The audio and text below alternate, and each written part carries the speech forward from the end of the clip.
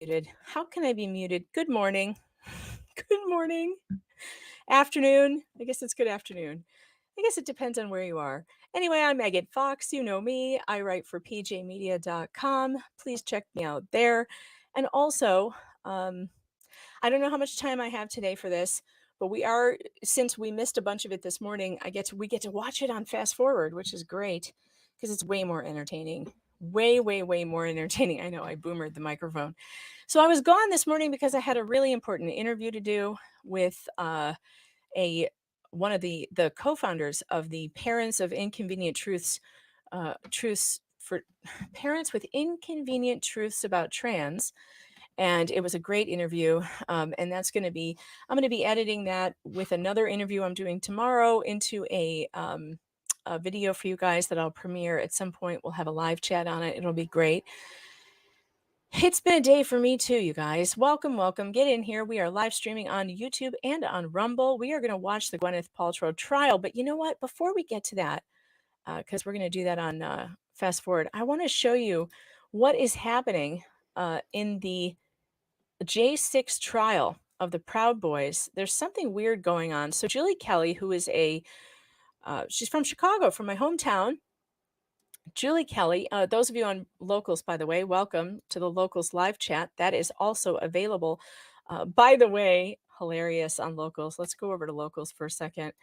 Look at this. Look at what you people are doing on Locals. What do you mean? You don't see me on Rumble? It's not working? Hold on. Let me see. It should be. Oh, you're right. You know, Rumble had some kind of problem. Hold on, let me check StreamYard. Oh, here we go. There, it's working now. It's working. We're good. I don't know what happened there, but looks like it had a little bit of a problem. Anyway, look at what you people send me on Locals. Like, I needed this in my life. Katie, thanks a lot. MeganFox.locals.com.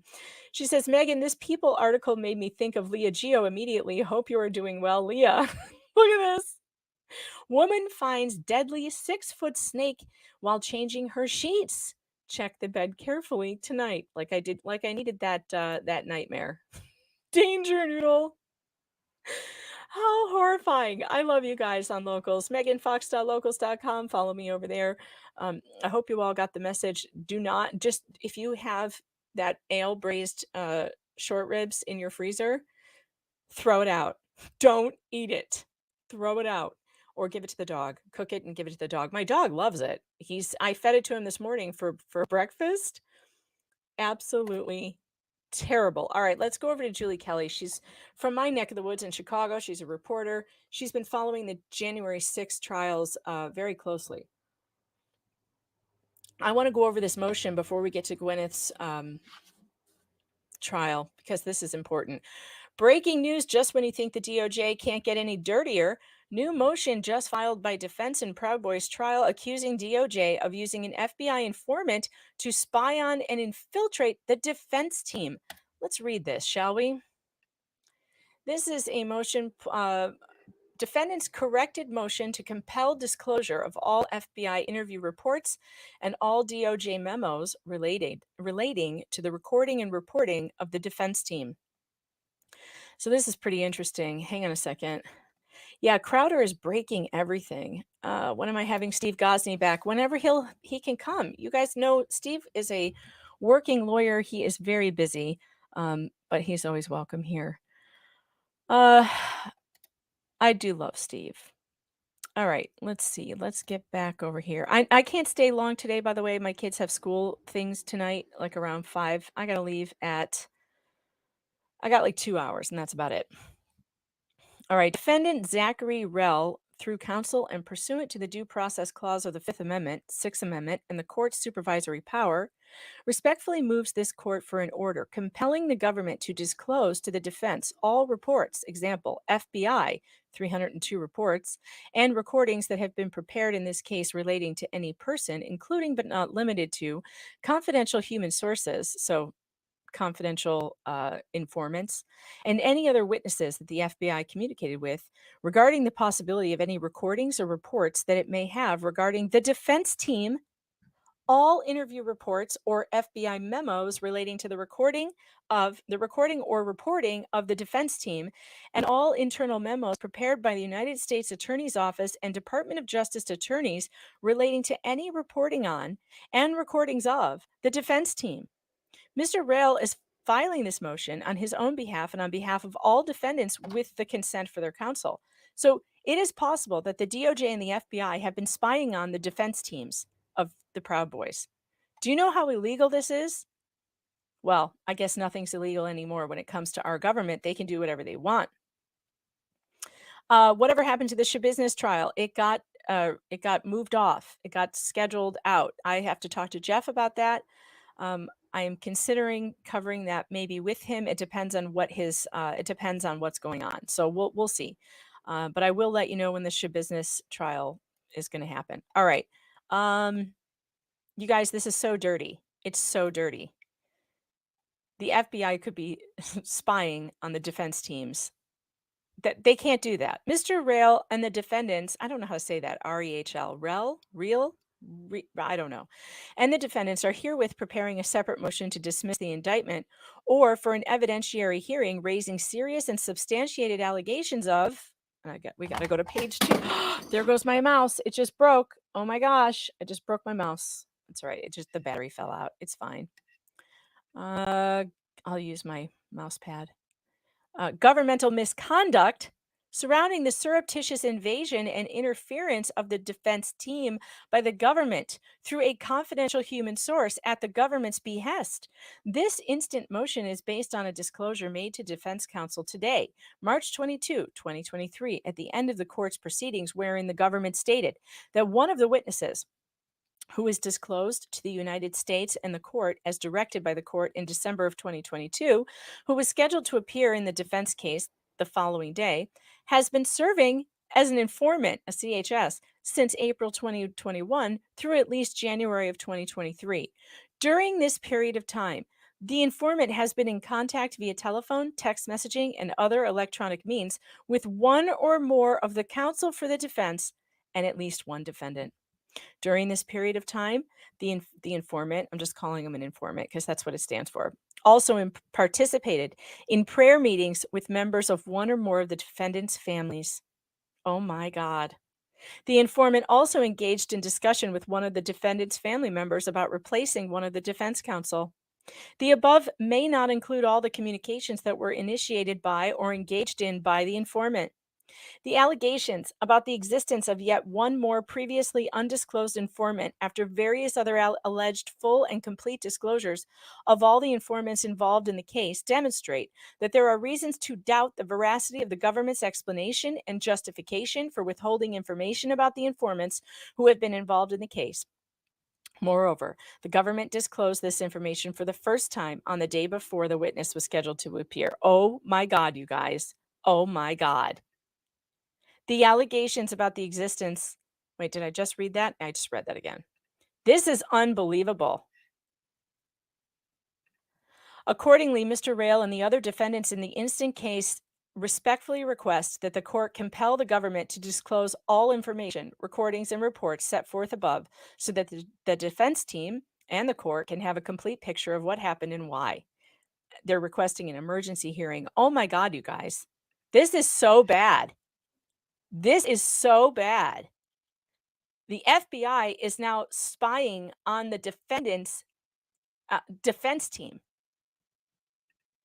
Oh my God, this is the January 6th Proud Boys case, you guys. Holy crap. A light giver, thanks for the super chat, says, funny how our governments are worried about China spying on us when they are even worse. Or at least just as bad. Thank you, Stephen, for the super chat. Says, thank you for streaming this again. I was watching Emily and appreciate your coverage more. I like Emily, but prefer trial coverage elsewhere. Well, thank you. There's enough trial coverage, I think, for everybody to go around and everybody's style. Of course, yesterday we didn't learn much because we were laughing too hard at that ridiculous wig. And I'm sorry, but I couldn't keep a straight face. That wig was so bad. So now we know that the FBI is spying on the defendants in the Proud Boys case. This is insane to me. It's insane. So here, let me see if I can explain this in terms that everyone will understand. The government has brought charges against the Proud Boys for January 6th, and the government is violating the defense's right to have legal counsel that is private because they have infiltrated the defense team and the defendants' families with an informant that they did not disclose, and they were required to by law. This whole case should be thrown out at this point. This is I think it's criminal, and I think that whoever is behind it should go to jail. But of course, that won't happen because we live in a two-tiered justice system for the people in charge, and then everybody else. And it's a different system, isn't it? So I'm going to be keeping an eye on that case. And let's go over to Gwyneth now. And I'm going to skip the doctor testimony. There was some testimony by a doctor. And guess what? My favorite attorney is going to do the cross-examination for this witness. And I can't wait because he seems super annoyed and it's funny. Owens, he's so hysterical. Okay, this woman, I believe, is the plaintiff's daughter, or one of his daughters. I think he has several, or I don't know, more than one daughter. But let's see. We're going to speed this up to, let's start at 1.5 and see how that goes. Sorry, I'm nervous. Is this the first time you've been a witness? Yeah, I've served on a jury. So yeah, that's a different perspective. A great little civics lesson. I'm going to give you a water. Thanks. This is the middle daughter? Okay. Okay. Easy said than done. But I'd like to tell the jury a little bit about your father's activity level. Mm-hmm. You know what, first, before you answer that question, foundational question. I'm going to fix my You mouse. live in Idaho. You live there, in the Coeur d'Alene, Idaho area. And you've lived there since about 2005, Mm-hmm. roughly. And you need to answer yes or no so they can think. Yes. Okay. And so how often have you seen him during these last few years? Let's say after 2010. Mm-hmm. Yeah, so it was a little harder when he moved to Salt Lake City. I think he loved all that Salt Lake City offered, concerts and skiing, but it was a further distance from my sisters and I are relatively close. So, but we would make time to be together on the holidays, usually travel to see him in the summer. I'd say 2 or 3 or 4 times a year. I know this is the And direct, for how long? but I I mean, would it thought be we should a few listen hours or to a few it. days or a week or what? Yeah, typically a week. Okay. Yeah. Let's say in the 5 or 6 years or so before this February 26, 2016 ski crash, describe for the jury his activity level and everything you can think of. Go ahead. Yeah, so I would describe my dad as a goer. I think people would describe him as fun-loving, very gregarious, definitely an extrovert. So enjoyed people, dancing, outdoor activity, just engaged. So if we went places, give ourselves plenty of time because he would need to visit and follow up with people, very social. A real positive influence, just really could shine people on. Would you have these connections in the Coeur d'Alene area or in Salt Lake or both? Yeah, both. Describe some of the events where he would visit with people. You just mentioned he would take extra time and visit people. Describe some of those events. Well, yeah, even, eating out at a restaurant or in the high school gymnasium, I think he really got to know people, loved people.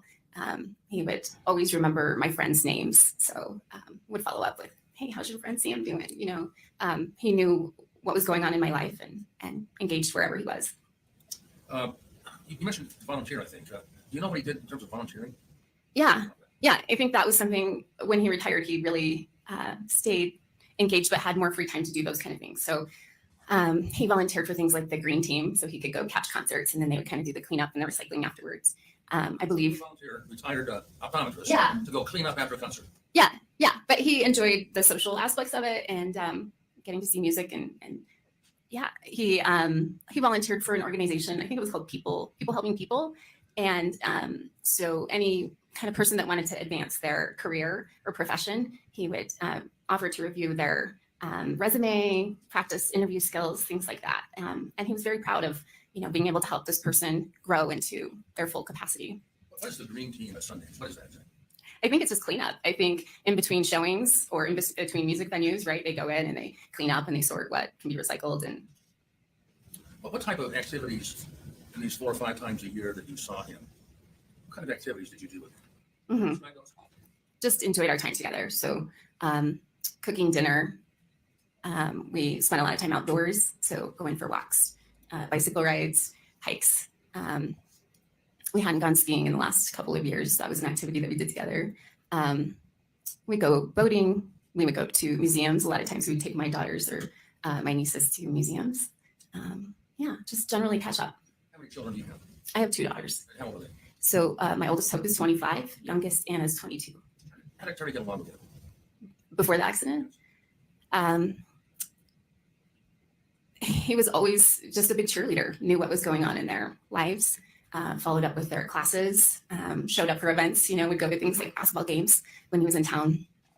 Was he able to, if you saw him in, let's say, December, and you next saw him in March, did he keep in his mind prior to the ski crash what they've been doing? Did he remember those things? Oh, yeah. And they're friends too, right? Names of the friends. Names of the friends, yeah. Granted, it's a small town. What's the name of the town actually? So I live in between Harrison and St. Mary's. Okay. Mhm. That's St. Mary's address. It does, closer to Harrison, but Did you ever do projects together of any kind? yeah, because that's what dads do, right? He would, Sure. yeah. So a lot of, repair projects I might have around the house. He helped me install the irrigation in my garden beds, and I had a leaky sink. Anything that had not working, electrical that I was having issues with, he knew where my husband's toolbox was, and he was always willing to help me figure things out. Hey, tell the jury, if you would, about your dad's personality. His personality before the crash. I think in my description of him, I mentioned he's just really fun-loving, gregarious, was really quick with a joke and a smile, and just real positive. Was he easy to be around?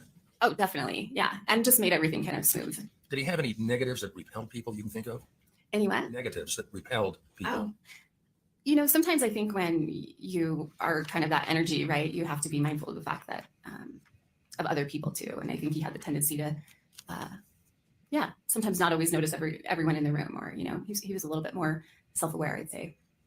Right.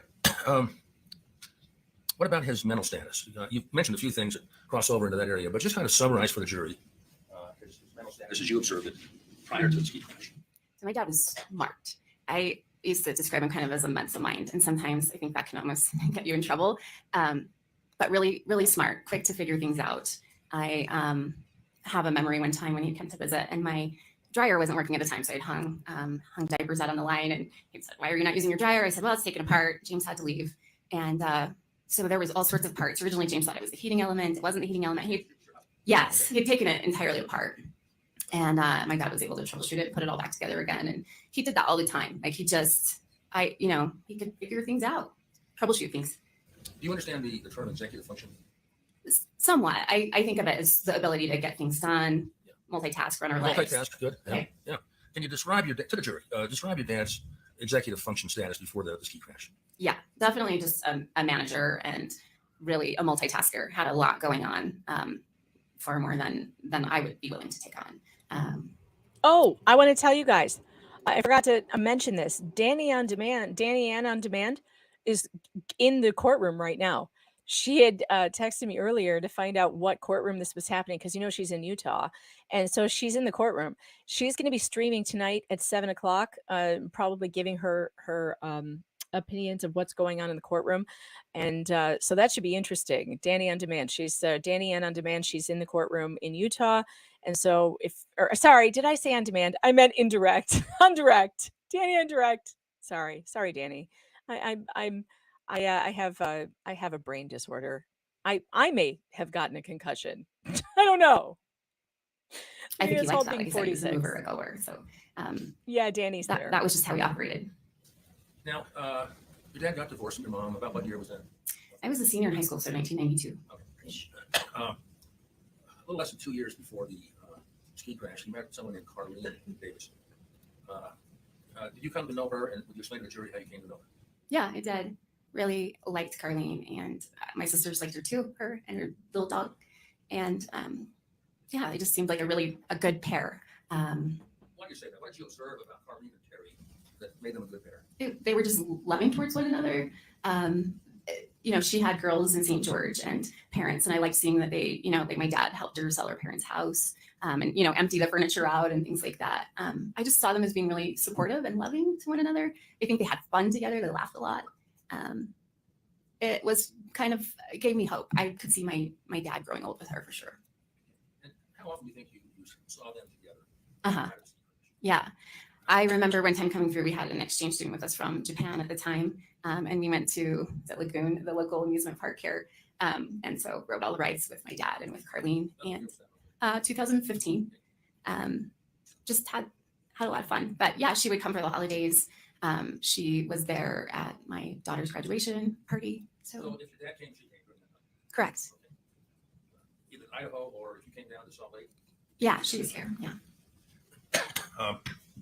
Did you ever notice your dad to be accident prone or clumsy or bump into things, anything like that? Prior to the accident? Yeah. No, he had really great balance and activity level. Did he have any problem that you ever noticed? Now, when you came down here, did you ever fly or did you drive? Oh, both. We did both. Did you go on car trips with him or to the store or the lagoon, that kind of stuff? Mm-hmm. Yeah. Okay. Did you ever notice him having any Yes, problems driving? Lolo. Yes, I am. Prior to the accident, no. I That again is with true. his multitasking, he would tend to maybe take on more things that I would be comfortable. I would say, "Here, I'll take that call for you," or So and that he would be driving and take a call. yes, which at the time I had team drivers, so I kind of had these hard and fast rules that it's like if you're going to be driving, you need to tuck your phone away, right? So it felt a little bit hypocritical if dad was in the car to be like, "You're not going to answer your phone, right?" Because these teens are watching you, and so he might have been capable of that. I mean, he hadn't had accidents or anything, but that was probably a bone of contention. I think not just for myself, but my sisters too. Yeah. What about health problems? Did you ever notice any health problems with him in the several years prior to the ski crash you were aware of? So that's one of our hobbies that we share because I'm pretty into wellness and Okay. supplements too. Yeah, no, I think his health, I think he managed it. He did have issues. He had prostate cancer. He had some issues with his eye. I mean, I was aware and I'd come for some of those appointments. I mean, I don't know all of it, and that became apparent in my deposition that I haven't reviewed my dad's medical records or anything. It's only what he's shared with me. Or what you observed? Right, Yeah. right. So, do you have any chronic conditions that you remember that were prominent and you observed them? Now, he had cancer, but that was cured, right? Yeah. Yeah. I went through radiation and everything for that. Yep. Um, Anything come to mind? I think he'd had, I think he had migraines and some headaches. How Not all often? the time, rarely, but I remember when they hit, it would be a hard go. Rarely, you said? Rarely, but I think those existed. What about sleep apnea? Do you know anything about that? Yeah, I think he did have some trouble sleeping. Did he have a CPAP machine or how did he treat it, if you know? That's a great question. Okay. I don't know. No, you don't know. What about depression? Prior to the accident, I wasn't aware of any struggles with depression. Uh, I don't know that he would have been honest in sharing that Okay. with me. What about losing energy? Did you ever notice him to be losing energy before the ski crash? No, and usually it was me that if we were together, I'd be like, I need to take a break. What about alcohol? When you were down here, did he drink alcohol? I've seen my dad drink before, a beer or a glass of wine. I have never seen my dad intoxicated or anything that I felt like was too much. So I came in on Monday night, and we had some tea together, and then I think he's had a beer since I've been here. Did you ever notice that he had memory problems or forgetfulness prior to the ski crash? No. What about skiing? What was your conversation about skiing prior to the ski crash?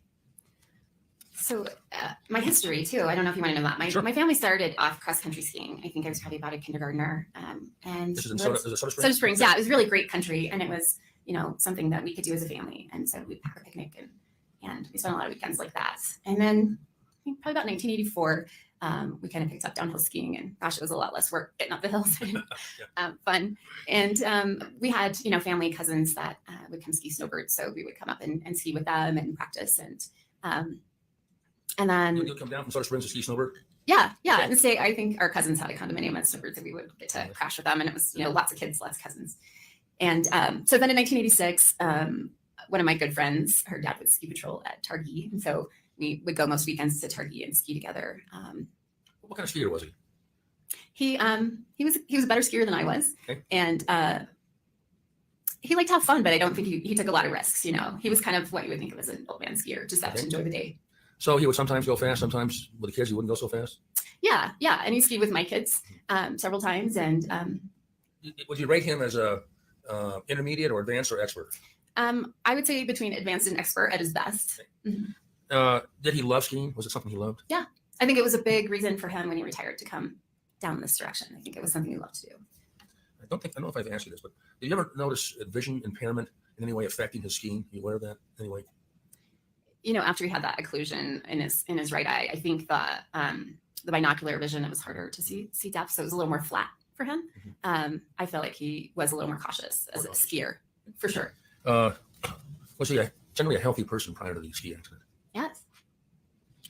Any particular medical problems you're aware of that he had prior to the accident? You had mentioned the sleep apnea and talked about prostate. No. Anything come to mind? No. Okay. No, sorry. Now, let me talk about the ski accident. How did you learn about the ski accident? In my memory, at first, I thought it was a phone call. Okay. I remember telling me that my dad, that he had. Can we just get a little foundation? Who made the call? Do you mind, Your Honor? I think if the objection is relevant, I'm going to overrule it, and you can bring it out on cross. Okay. Without Sustained. Okay. Tell us how you learned about the ski accident. I wasn't sure if it was my dad that called me or my sister that called me. Could have been Carlene, maybe, possibly. It could have been, for sure. So you don't remember exactly who told you, but someone called you. That there had been an accident on the hill that day. It is. I don't think she's attributing it to any particular individual. If the question is, why don't you ask when she became aware of it? When did you become aware of the ski accident? I don't mean to lead you, but February 26, 2016. It feels like that evening, I think of it that day, that he felt he had broken some ribs. That was painful. And I think the words were, he got his bell rung. Bell rung. Yeah. Did you ever find out at any time that Gwyneth Paltrow was involved? I don't believe that night. Okay. It was after the initial accident. Tell the jury about the details of your association with Terry, your father, after the crash. Mhm. When did you come down, and how often had you seen him in the past 7 years? Right. Summarize that. Right. So I don't think I saw my dad in person until Hope's graduation, which would have been the end of May of that year. Did you have telephone calls you exchanged before that? Yeah, we did. And text messages. I thought my dad and I talked probably every couple of weeks. The defense during my deposition had pulled phone records, and it didn't look like it was as frequent before that. So it could have been one of those spells. My sister had an injury, so I was kind of spending a lot of energy taking care of her as well, and my nieces making sure she had some solid ground. And so with my dad being here in Holiday and knowing he was with Carlene, I felt like things were being kind of taken care of. So you felt comfort that Carlene was with him? Yeah, because I wasn't. And I knew he was, following up with medical care.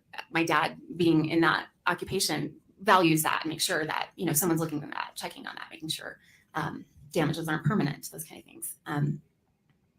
So it's clear. I've been to Coeur d'Alene. Is it about a 12-hour drive to Salt Lake from there? That sounds about right. As you fly, you have to drive to. I'm Spokane, never Missoula. afraid to laugh. Yeah, I flew out of That's Missoula, just but you not can true. fly from Spokane as well. I Don't think the other tell part of that lies. is with the pandemic, that made a little more travel restrictions in the last few years. I definitely have not got to spend as much time with him recently. Let's talk about your dad after the ski crash. Describe, if you would, his ability to keep things in control and keep things organized after the crash. Directly after the crash, I would say a good year and a half, I felt like, I don't want to say stupid, that's not the word, but like his processing speeds, like the effort that it took. Definitely when we were in person for Hope's graduation, I felt like, wow. There was a time when he's sitting in a chair by my window In Idaho? in Idaho, and I almost expected drool to be coming out of his mouth because it was, first of all, he wasn't engaged with anybody. He had kind of taken himself to a remote corner. And I just felt that was my first real kind of slap in the face of like, something's terribly wrong. How about his ability to keep from getting frustrated and overwhelmed? That change at all? I think that's the biggest change right now, right? Tell the jury about it. Yeah, I think I describe it. He's really, the details and the minutia. Like he can't see the forest for the trees. It's very much gets stuck in really small things. And so for me, it's always that pullback of like, well, let's look at the big picture. Even just last night, I was thinking about, when you write an essay and you have a topic sentence and then you add supporting sentences with some details for that main sentence. It's like the main sentence is gone and all we have are the little details. And so then you're kind of going, well, then So how does this relate to that? I think he's just, if it's part of the frustration is he gets really caught up in details and connections and the primary focus or purpose, we lose that. And so then I have to come back around and I have to say, well, how does that connect with the kimchi we were talking about? Or the damage to your own port? Like I have to kind of bring it full circle. And then, I think he gets frustrated and angry. I have tried to, remind him that, because before he could have lots going on, and now it's very A to B. Don't throw in a C or a D, right? Because then we're gone completely. So how do we simplify, and just this task, just A to B. And I had a conversation with my dad and my sister Jenny's boyfriend Nathan, and I was trying to say, maybe take it as kind of a gift to be in the present with what you're doing right now. Let's just focus on this one step. And I think that's easy for me to try to say, how do we move forward? But I understand that there's a lot of grief and loss for the way that his life functioned before, that it doesn't function now. He doesn't always appreciate my let's stay in the moment, or what are the gifts, what we could learn from now. He's still kind of grieving and frustrated that he doesn't think the way he thought before functioned the way he did. Any change in his ability to get things done? I'm grieving that I don't It's function really the way I messy right now. do. It's really Also, hard. yes, I know. And It I does sound say, like someone Dad, getting old. It sounds like me. You can hire somebody to do that. Why if your can't I house is remember messy, Danny's that's about- name? Or somebody can help you with It's the ridiculous. blowing out the sprinkler system. Like those are things we can have other people help you do. Yes, this is on 1.5 But I think he has a speed. hard time with the way they do the work, and he's kind of real negative, and One and a half it doesn't feel times like that's been an faster. answer It's for better- him. And I it's try better to like lead him this. in that direction so that he doesn't feel like there's just so much. And he'll say that I'm so behind. I'm so behind. I can't get things done. Thanks, C-Suiter. Even coming to his house this week, right? I know that this has been something he's put a lot of time and effort into, but I could tell that it's just piles of things. Lots of notes, you can tell he's putting in all of the effort, and there's a lot of busyness, but it's not effective, right? Don't forget to hit that like button on Rumble and on YouTube, and subscribe. Yeah, It helps. definitely disoriented. And my dad always had a good idea of kind of north-south. But yeah, I have he'll say, oh, I can get you there. But I've come to rely on my navigation device when I come, because he does get confused, even just going down to the park. Has he gotten lost with you? Yes. Tell us right about that. Well, we were headed down to Sugar House Park, and he, this is when I come down for the deposition. So 2020, June of 2020. Yeah. He's like, oh, it's real simple. We just go here and there, and we got somewhere, and it was like, I don't think this is right. And then, pull up my Google Maps on my phone, and he's like, no, I can find it, and he's like, I just need a minute, and yeah, I don't think that was as bad of a situation, right? He's with me, he's not alone.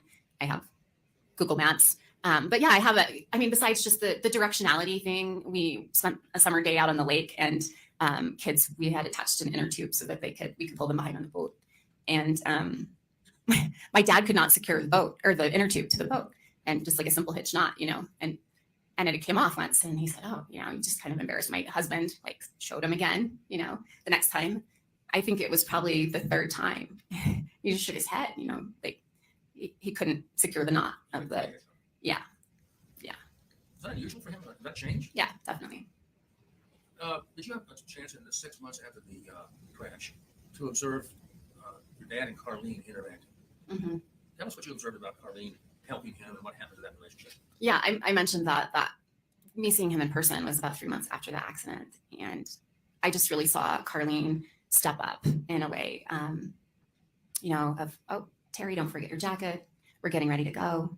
Repeating conversations that he had missed, where he was maybe out of the picture, and she would fill him in of, Anna's going to go here, or yeah, she just was carrying and stepped up where he seemed a little slow.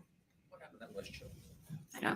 I don't really know. I wish I'd had the opportunity to really talk with her.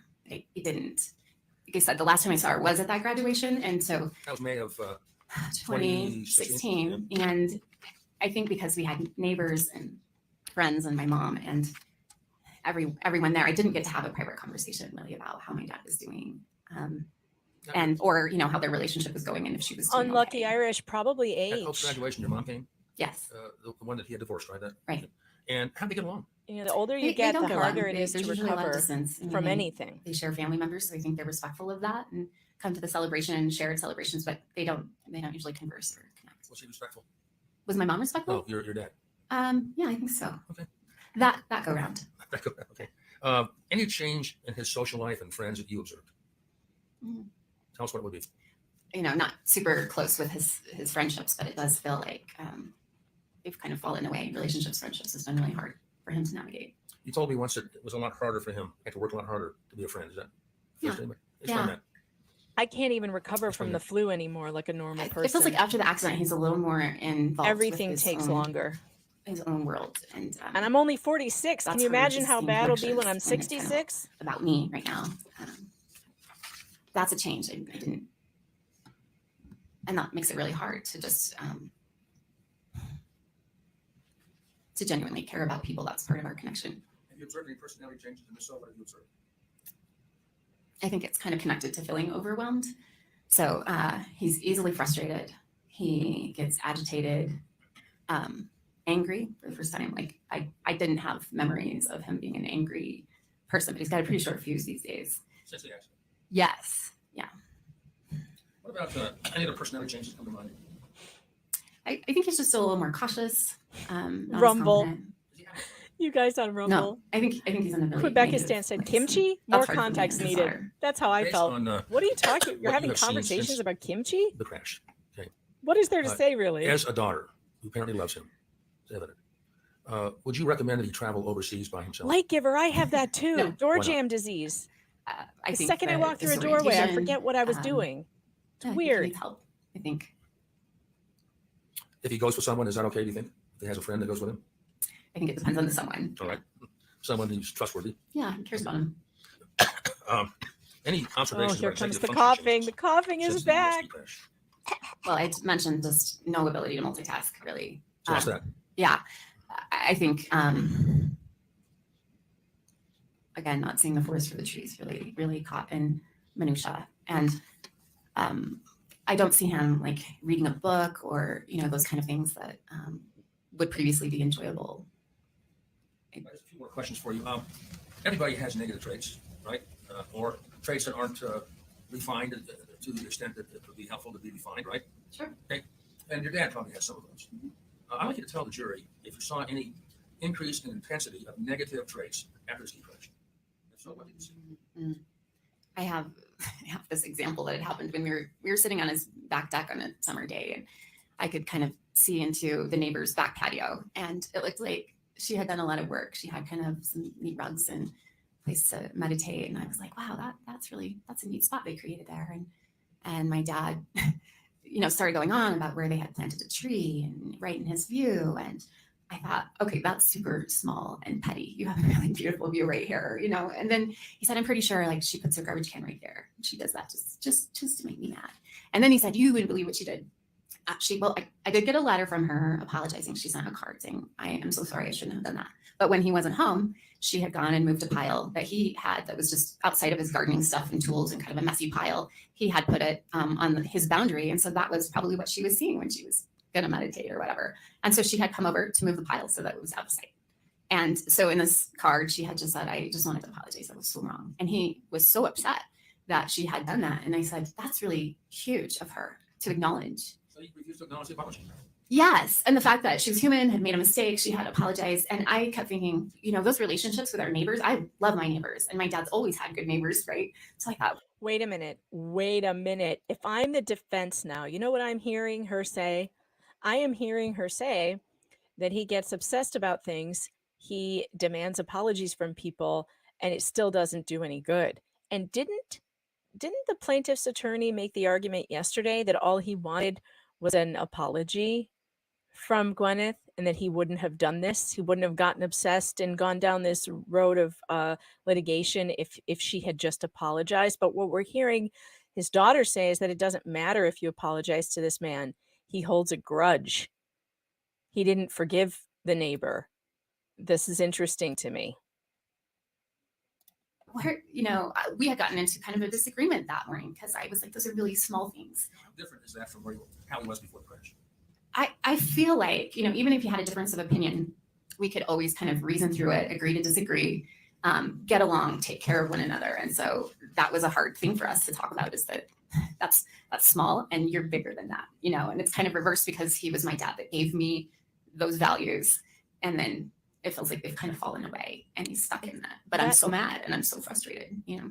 That Any changes in happens cognitive function that you haven't already talked when about? people get Summarize older. it, would you? It Cognitive function. happens. Yeah, I think his operating system is not quite as slow as that initial year and a half where I was just, well, There's some improvement. some improvement. I think has been really dedicated to sort of Working hard. work. He Look, you know, not only do injuries cause this, by the way, but so does grief. So people change, and when things happen, and loss is experienced, and of course, illness is a type of loss, it can result in major personality changes.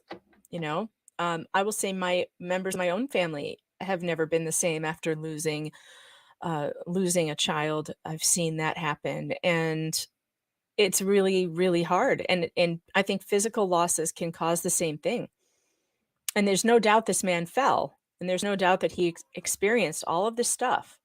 That what's strange to me about it is that it appears that he is focusing all of his rage and anger on Gwyneth Paltrow, who happened to be the person involved in the crash, and he can't let it go. Instead of, you know, accepting that this is his new reality, and this happens to people all the time, through all kinds of ways. is a I will work hard kind of guy, maybe to a fault, but What about the negatives? Any negatives in his cognitive function that remain? You've seen.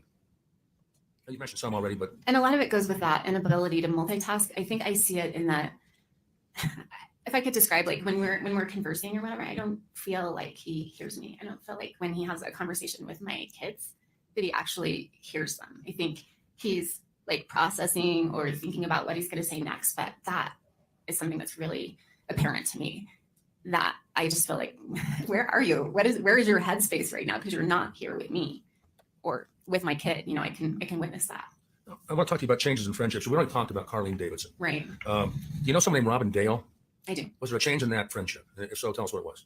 Yeah, that turned out to be pretty bad, to the point where, and they had traveled together. I think they went to Costa Rica, maybe. After the crash, right? After the crash, they would have gone. They would have traveled. What happened? Robin Dale. Yeah, Linux, I am also I was at the fueled by public library one spite. day, and I got a phone call from Robin, and About what month of what year, give or take? gosh, I wish I Spite is a phone or had good it. Following motivator. court rules. I think 2017, if I had to guess. She said, Sustained? Well, I'm not offering for the truth of what happened, but just for how this affected his friendship. Thanks for the super chat. And- Farmhand Just a Tom second. says, "Hey Megan, thanks very much for And now you being can part of separate Law it. Cards." I You're haven't offering it seen for my what purpose? card I gotta yet. watch out for friendship changes. Wait a minute. Hold on. I'm on the cards? I didn't know. I didn't see it yet. Can I see it? We're 93% funded on Kickstarter. If you have a chance to mention it today, hopefully we can hit the goal. Do you guys know about this? Farmhand Tom, can you drop the link? Oh, you can't drop the link. Can you send it to me on email or on a DM on Twitter at Megan Fox Writer? If you send me the link, I'll put it in the chat. Or if any of the mods have the link to the law cards, definitely get those out there, because I didn't know I made it onto the law cards. I got to see it. I want to see it. That's hilarious. I can't believe people are putting my face on a card. Hilarious. Whether you like it or not, he says, we will send over your cards today. Oh my gosh, hilarious. That is so funny. I mean, I know Steve Gosney asked me if I wanted to be on the cards, if that was okay with me, and I was like, yeah, sure, I don't care. But I didn't know it was actually happening. They're not playing cards; they're trading cards, and they are hilarious. If you know, I need this link. Somebody get me the link. I'm gonna go look for it, and I'm gonna share it with you guys because it's hilarious. I'll allow for that limited purpose. Go ahead. so she called and she had said, I need you to reach out to your dad. I'm not feeling safe right now, and I'm going to have her young son, you know, we're going to move back into my place. And I said, what do you mean you don't feel safe, you know? And she had said, I've asked your dad several times not to attend my yoga class, and he has shown up. And I'm thinking, seriously? Like, you asked him and he showed up again? at some point I had texted her back and just said, All right, I found it. thank Hold you on. for trusting me, and I will reach out to my dad, all my sisters, and we'll offer some. Hold on, I found the law cards. I knew it was in my history because I had looked at it. Okay, so Farmhand Tom is doing this this project of law cards, introducing law cards, exclusive trading cards featuring your favorite law streamers. Be sure to check out the rewards below. Check this out. Wait, I have to make sure it's on the screen. This is so funny. This killer video. This is law cards. Law cards. Law cards. Introducing law cards. That's Farmhand Tom. He's awesome. I love Farmhand Tom very much. He's great. The trading cards featuring your favorite law streamers, from Nick Ricada's Law Splaining to This is Steve so Gosney's funny. Rumble streams to Andrew Bronca's famous Bronca Burn. Bronca Burn. My friend here is a Each law baseball card. features a high So are you. features a high quality photo or illustration of the So streamer, good. along with a brief bio. And We've got this handsome son of a bitch right here. Bronca's Show Your Face to Steve Gosney getting white girl trapped. Law cards are like funny moments in the last year to fund our Kickstarter campaign. Did you ever imagine that this is what you'd be doing? Oh, that my stupid face drinking a bunch of whiskey would be manifested onto a card. Expected to ship in April 2023 It's so absurd. GetLawCards.com. and turn law cards into a reality. It's so absurd, but it's so fun.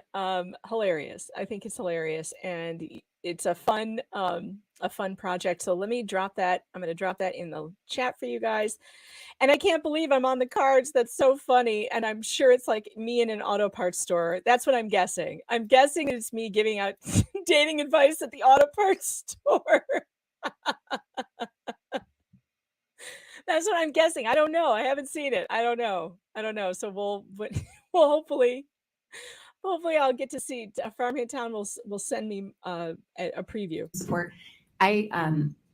This is strange for me. I don't know my dad to be unsafe, right? But I also wanted to believe her because I think it's important that we try to believe people. But her experience said that, he had changed, that she didn't feel safe. And I said, get yourself to a safe place then, and I'll follow with my dad. I then did call my dad and said, We're burning down the "Please don't do kitchen. that." He said, Jacob, "I'm not that would gonna be hurt her. There's nothing," hilarious. I said, Tom, if you're listening, be perfect. Me in front of a kitchen on fire, knows how to burn water. Megan Fox, intrepid journalist, knows how to burn water. Or cooking terrible food that only the dog will eat. Oh man. Oh no. Oh God, he's listening. Burning water. I am an expert at burning water. Oh man, I can't wait to see it. has asked you, and you need to respect that boundary.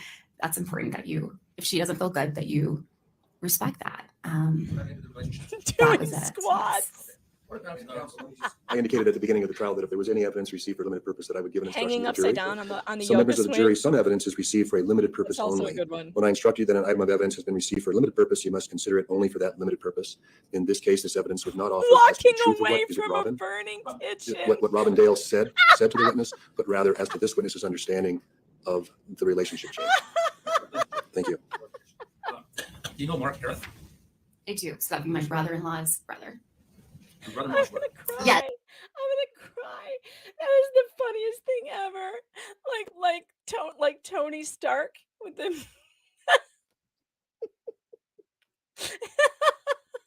when everything explodes behind him.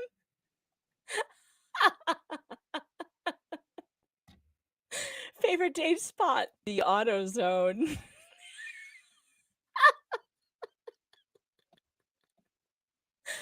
Oh man. Oh my God, you guys make me laugh so hard. This is the best chat. Chat, I love you, chat. You complete me. That's all there is to it. Wait, now I have to check Rumble. Oh, thanks for the Rumble rant. Raceland 9000 says, I already bought some. I think Gosney and Tom are doing it. That's fantastic. So now I have to check. I have to check the Rumble chat. Hold on, because you guys are so funny.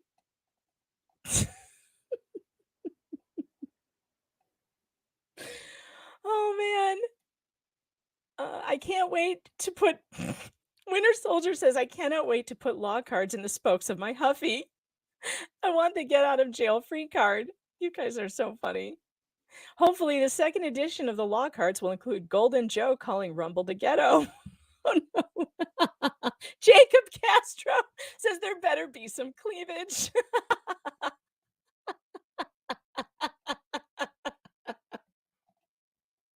Oh my God. Oh, well, I'm honored. Farmhand Tom, thank you. I'm honored to be included in the law cards, even though I'm not a lawyer. That's hysterical. What a fun thing. What a fun, that made my day. That's funny.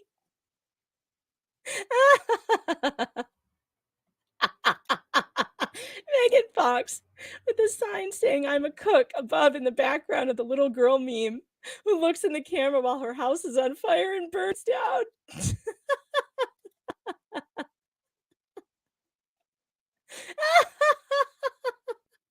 You guys are so funny. Oh my God. I'm dying. I am not a furry. Stop it. Oh God. Oh, you guys. So your Shay is married to a Harith, right? Correct. And that Harith has a brother named Mark. Mhm. Okay. Did that relationship change, if you know? I know they spent a lot of time before the accident together, and I don't believe they spent as much time. You know why it changed? I do not.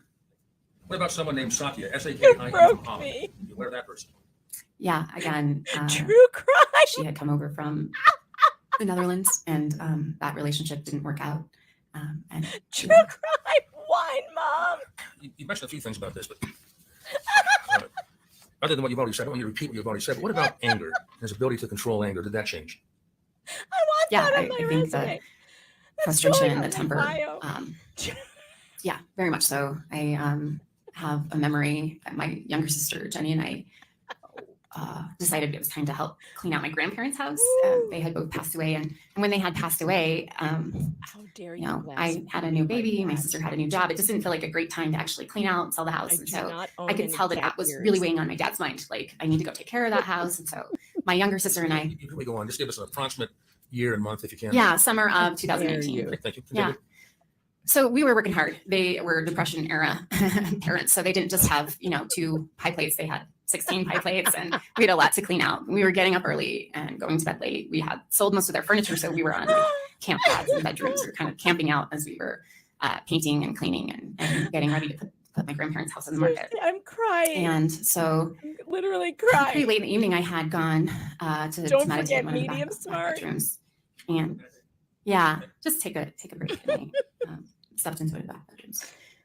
And I heard my dad's voice Can't elevate, breathe. and it didn't sound good. And I thought, yeah, he was mad. And I thought, what's going on? I stopped for a minute to see if anything changed. And I went into the kitchen, and my dad was in my younger sister's face. He was like 2 inches from her face, and he is so mad. He's so angry.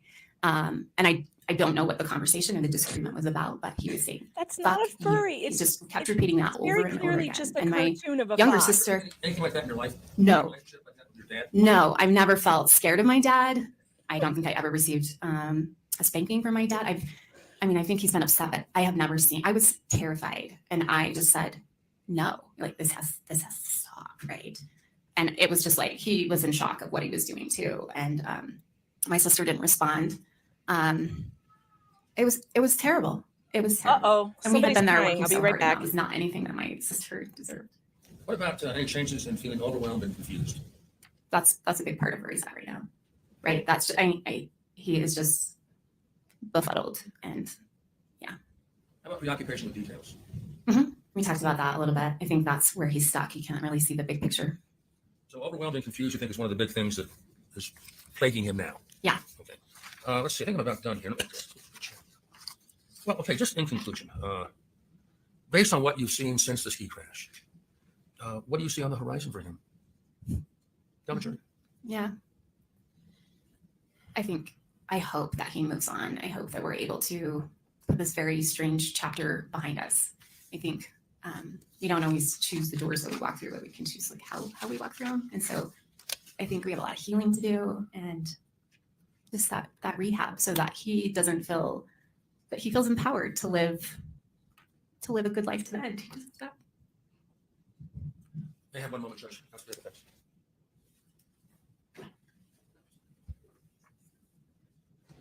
No further questions, Judge.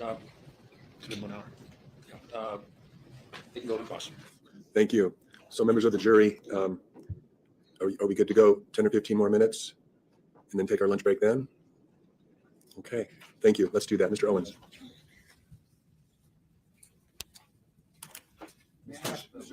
But there's a tissue box here.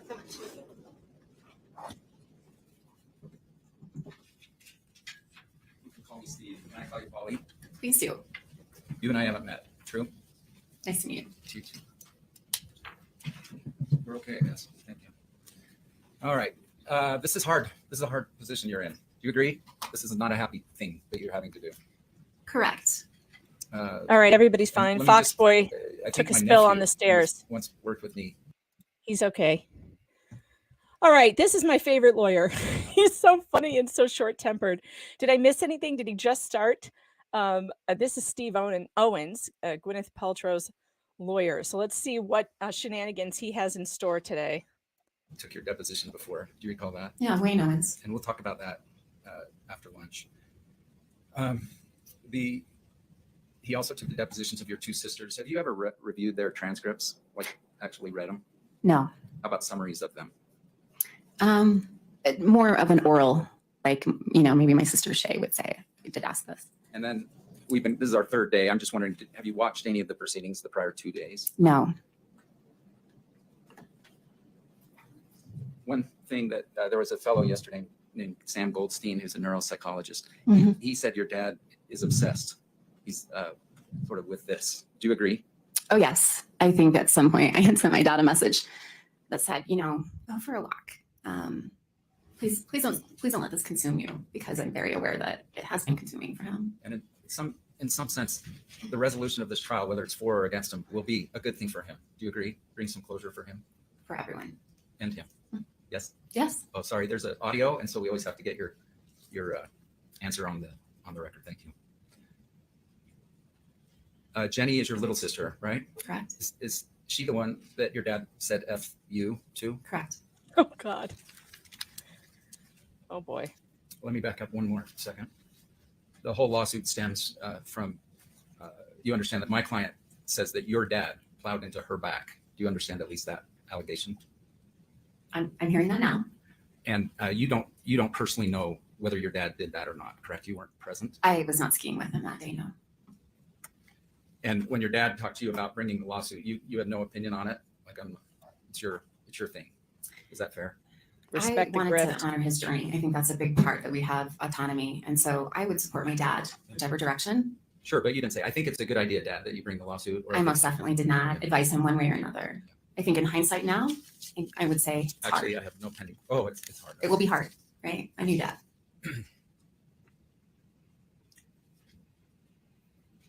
I want you to see if you kind of preface some of the things I'm going to ask you. So when I hear you say before, he's generally a healthy guy, before This is so Very good. true, Ray. personality, before very active, good mental health, you understand that to compare what the ski accident did versus old age versus chronic health conditions and everything, I need to know kind of how your dad was on health, personality, mental health, activity level, and those things just before the event. Mhm. You with me? Sure. So a lot of when I say, for instance, he never saw health, he never seemed angry. He never got that angry with me. Didn't you say that? Like, for instance, his anger toward, That was a new Jenny. experience for me. but it wasn't for Jenny, was it? Jenny's reported like 10 years of that kind of abuse in the last 10 years of your parents' marriage. True? I can't speak to Jenny's experience. Do you know Did I that? witness that towards Jenny? I never witnessed that. towards Did Jenny ever tell you, like, your dad used to verbally abuse her and your mom for 10 years? Jenny and I have a very Yes. close relationship. Just a yes or no, please. I need a yes or no. There's no foundation. Your Honor, I need to be able to ask these questions. Sustained. Okay. Do you agree that you paint quite a different picture of your dad before than Jenny does? So my sister Jenny Yes or no? has please? mental disability. I just have yes or no questions. foundation for this? Hey, let me just give you a little instruction about that I've already said in open court, so everybody else is going to hear this for the second time. But when you're being cross-examined, it's not like a normal conversation. So the lawyer is entitled to ask you questions that limit your answer to yes or no, or I can't answer that yes or no. So those are basically your three choices. If he gives you that kind of sometimes he'll ask an open-ended question, but if he's asking the yes or no question, he's entitled to that answer. And then later, Mr. Sykes will be able to clarify if necessary. Okay. Sure. Maybe another way to phrase this too. I don't have a pending question. Well, you did. It's withdrawn. Go ahead and ask the question, Mr. Owens. Yesterday, the jury heard through your dad's mental health providers that I'm going to try to read this so I'm not winging it. Your dad was controlling, highly controlling of her long before the ski accident. Have you ever heard that from Jenny? Your Honor, I object to the question that states the evidence. Well, the rule, the jury will remember what the evidence was. Yes or no? Can you repeat? Yes. Has Jenny ever, are you close to your sister Jenny? Very. Right. You're close to your sister Shay? Yes. All right. And always have been? Yes. Jenny didn't talk to your dad for 13 years after getting out of the house after high school. Is that true? Object, no foundation for that. No. She can, it's not true? 13 Just years. a minute, there's an objection. Mark, will you approach the bench, please? Oh boy. I'm getting distracted because we have all this stuff going on right now. I'm getting my Mr. Fox and I are trying to figure out what time dinner is because the kids have to go to separate things. And I've got to run and go to and take one here and then come back and get the other one and go there. And it's like, yeah. Hold on. I have to tell Spawn to do something. Were you here when Spawn took over the show? Yesterday, that was so funny. She's so funny. A lot of you didn't believe that was my daughter. You thought it was me because she sounds so much like me. And it was funny. That was hilarious. Let's see. Yeah, so here's what's unfortunate about this, right? So this guy asked for this. He wanted this lawsuit. And because of that, he's opened up his entire family to this kind of questioning because they're trying to say that he became angry after the accident. And now that opens the door to every fight you ever had and every trauma in your I'm going to family. tell you things that Jenny has told us under oath, and I want you to comment on them, okay? Is it true that Jenny moved out of her parents' household after high school? Correct. All right. And how much older are you than Jenny? I'm 6 years older. And how many years had you moved out of the house before Jenny moved out of the house? So I moved out at 18. So she would have been 12. So she had 6 years at home without me. Okay. And you weren't, It's the exact same and difference would you between describe me your and my parents' marriage oldest as a good sister. marriage when you left 6 years before their, They were in the middle of a divorce, not an amiable one. And let me tell you this, when you are that far away from your sister, when you're that age, by the way, I have two older sisters. They're 5 and 6 years older than me. That was like being an only child. So my sisters were not around for the majority of my time, like in high school and what. They were gone. They were moved out. When my Stephanie, after college, she never came home. She moved to Maryland and she never came home. So she moved out when I was 12 and never came back. So it was like it was like being an only child because both of my sisters were off at college during my entire, basically junior high school time. So I'm just saying from my experience, I don't think that she's a really good, she can't say what Jenny went through because she was literally not there. And most of the, stuff going on between parents and kids usually happens when they're teenagers. And so when Jenny was a teenager, this one wasn't in the house.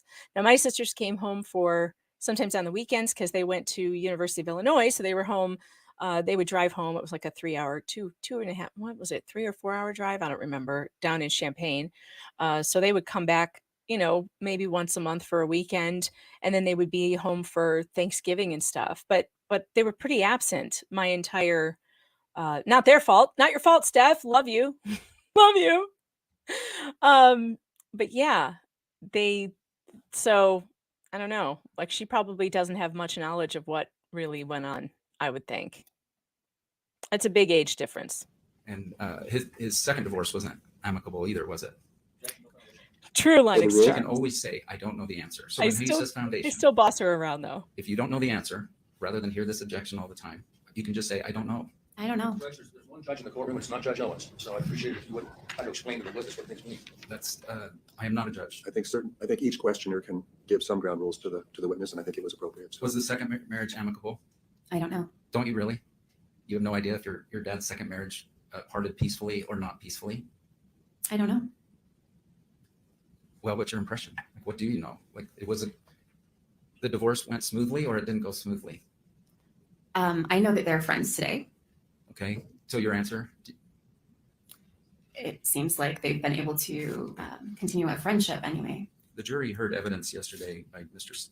Goldstein, Dr. Goldstein, that these words described your father before the ski accident. And I want you to tell me, just if you observe this, he was controlling. No. He relentlessly tried to mold people. All people, specific people? Jenny, I would say, yes, he did try to mold Jenny. in a negative way. I think he would say he was trying to be a positive influence. I asked for your impression. Did you believe that's a positive thing? I have no opinion on that. Jenny has a pretty strong opinion on that, doesn't she? She does. That it was in an awful, unhealthy way. Is that her opinion? Are those words she used in a deposition? Just ask. Oh, go ahead. I've been told not to read the deposition, so I'm just asking you to comment. Jenny believes it was an awful, unhealthy way. Do you agree? No. You think Jenny would say, by the way, let me ask about Jenny for a minute. Yeah. Have you talked to Jenny about this trial? She knew I was coming. Mhm. Jenny committed in writing to attend this trial and then, let me finish my question, and then pulled out. That's relevant. The jury should disregard the question. Do you know if Jenny's planning to attend this trial? To answer that. Oh, she is not planning on attending. Do you know that there was a point in time when she committed to attend this trial? Are you I aware? was not aware. Or that she was planning to attend the trial? Questions asked and answered, so there's not relevance to any more questions along this line. Did you or anyone you know attempt to dissuade her from attending this trial? Oh boy. No, she felt like it would be a financial hardship. I said I would be happy to pay for her plane ticket if she wanted to come. I did too. Do you know that? That's totally wrong. Oh I think the boy. witness opened it up, so. I offered to pay too. No, I did not know. So did you weigh in on that, Jenny? I don't think it's good for you to attend the trial. No, not at all. I honor people's journey, and so that's entirely up to her. I honor people's journey. Lunch, Who yeah. talks like 2 minutes. this? Okay, go ahead. It's a strange thing to say. Do you believe with this statement with Jenny, your dad was constantly overstepping her boundaries? Yeah, Lolo, that happens. Overruled, there's a standing objection on that. Standing objection. That happens. Yes or Kids no? do have different Again, opinions of their parents. That He was happens. constantly overstepping the boundaries she set. So Agree or her disagree? view Agree. might be valid. He would be frequently so is Jenny's. frustrated if his expectations were not met. Agree. He had a very strong emphasis on discipline. With Jenny. Sure, Agree. he had very high demands and would be very frustrated if his expectations were not met. Disagree. Okay, and to be clear, we're all talking about pre-ski collision, true? Correct. All right. That he was domineering to Jenny and your mother. Disagree. Okay, I'm going to split those because that was a compound question, we call it. So as to Jenny, was he domineering and emotionally and verbally abusive to her prior to the ski collision? Disagree. So she made that up. She's testified under oath. She made that up. It's her experience. So I want you're the asking truth. my opinion, and I think you have her experience. Is she lying? I mean, Are you saying there's one truth? Yeah, just a second. There's only one Can truth? also ask Sure. an objection. What's the objection? I don't think he can ask if someone else is lying. She just asked, are you saying there's only one truth? Yes, I think so. He doesn't know that. It's an improper question. this is her sister, Your Honor, who she's very close to. You can ask what the facts are. You know, the jury can make up its own mind, but he shouldn't be concluding for someone that's not here whether she's telling the truth or not. That's improper. I mean, under certain circumstances, a lay witness can offer an opinion. I don't think I've heard enough foundation for that opinion, so sustained. So if Jenny says that your father was domineering, do you agree or disagree prior to the ski accident? Disagree. And if she so testifies, and we're going to read part of her transcript into the record, if she so testifies, that is not true. He was not domineering. Is that what you're saying? I'm saying he was not domineering. So if Jenny says he was, That is her testimony. and you would disbelieve it. my testimony would say he was not domineering. Would you Her testimony is that he was. Okay, the reason why he's doing this, by the way, is because Jenny's not coming, and he has to find some way to get her testimony in front of the jury. So this is the way he's chosen to do it. He's chosen to talk to the sister about Jenny so he can bring up what Jenny said during the deposition. Because yeah, that's tough. How do you get the deposition? If it was recorded, he could play it. I'm assuming they put it on film. Why isn't he just playing it for the jury? I don't know why. Maybe he's decided to do. Maybe he's going to do that. I'm not sure. Yeah. Why didn't he subpoena Jenny? That's a good question. Why doesn't he just play the deposition? Because that's why they do that. They can use those depositions in court. So yeah, I'm a little confused as to why he's grilling the sister about Jenny instead of just playing Jenny's own words. Right. So they can both be true? Objection argument. Overruled. So depending on people's mental capabilities and disabilities, sometimes we experience events differently. Is it possible that, for instance, your dad wasn't domineering with you, but he was with Jenny? Yes, that's possible. I think it is possible. I wasn't home. Sure. I was in college. She wasn't for many there. of those years. Your dad was verbally abusive to Jenny before the ski accident. Agree or disagree? Disagree. Your dad was emotionally and verbally abusive to your mother before the ski accident. Agree or disagree? I think he could have done better, but I wouldn't call it domineering and abusive. No. Have you known your dad to go up and are you aware that he went up and just punched a guy once? I was not aware of that. You've never heard that your dad punched your mother's, you've never heard that? No, sir. That your dad believed your mother was having an affair and went and punched the guy out? You don't know this? Okay, the point of this, for those of you in the chat asking, is that, again, the door is open to his state of mind and how his behavior was, because they are making the argument, plaintiff is making the argument that his demeanor changed after the accident, that he became angry and domineering and abusive, or these problems he's having now, that he's very angry and short-tempered, and that all happened, he is saying, after the accident. But according to Jenny, his daughter and his ex-wife, he was an angry guy a long time ago. And so they opened the door to that by saying that this all happened to him after the accident. So that's what's unfortunate about cases like this. You're opening up all your dirty laundry to, the world for this case. It's like, oh, I don't know. I would hate this. I would hate to put my family on trial because everybody's family has had poor moments, right? You've had, my dad and I did not get along when I was a teenager. And I as a teenager, I would have sounded like Jenny saying bad things about my dad when I was a teenager because we butted heads. Now looking back on it, my dad did the very best he could, and he is a loving and generous man, and I am honored and so proud and happy that he's my dad. But you interview me at 16, I'm going to say the opposite, because everybody has their issues. I wouldn't want my family on trial like this. It's terrible. I don't know that. Okay.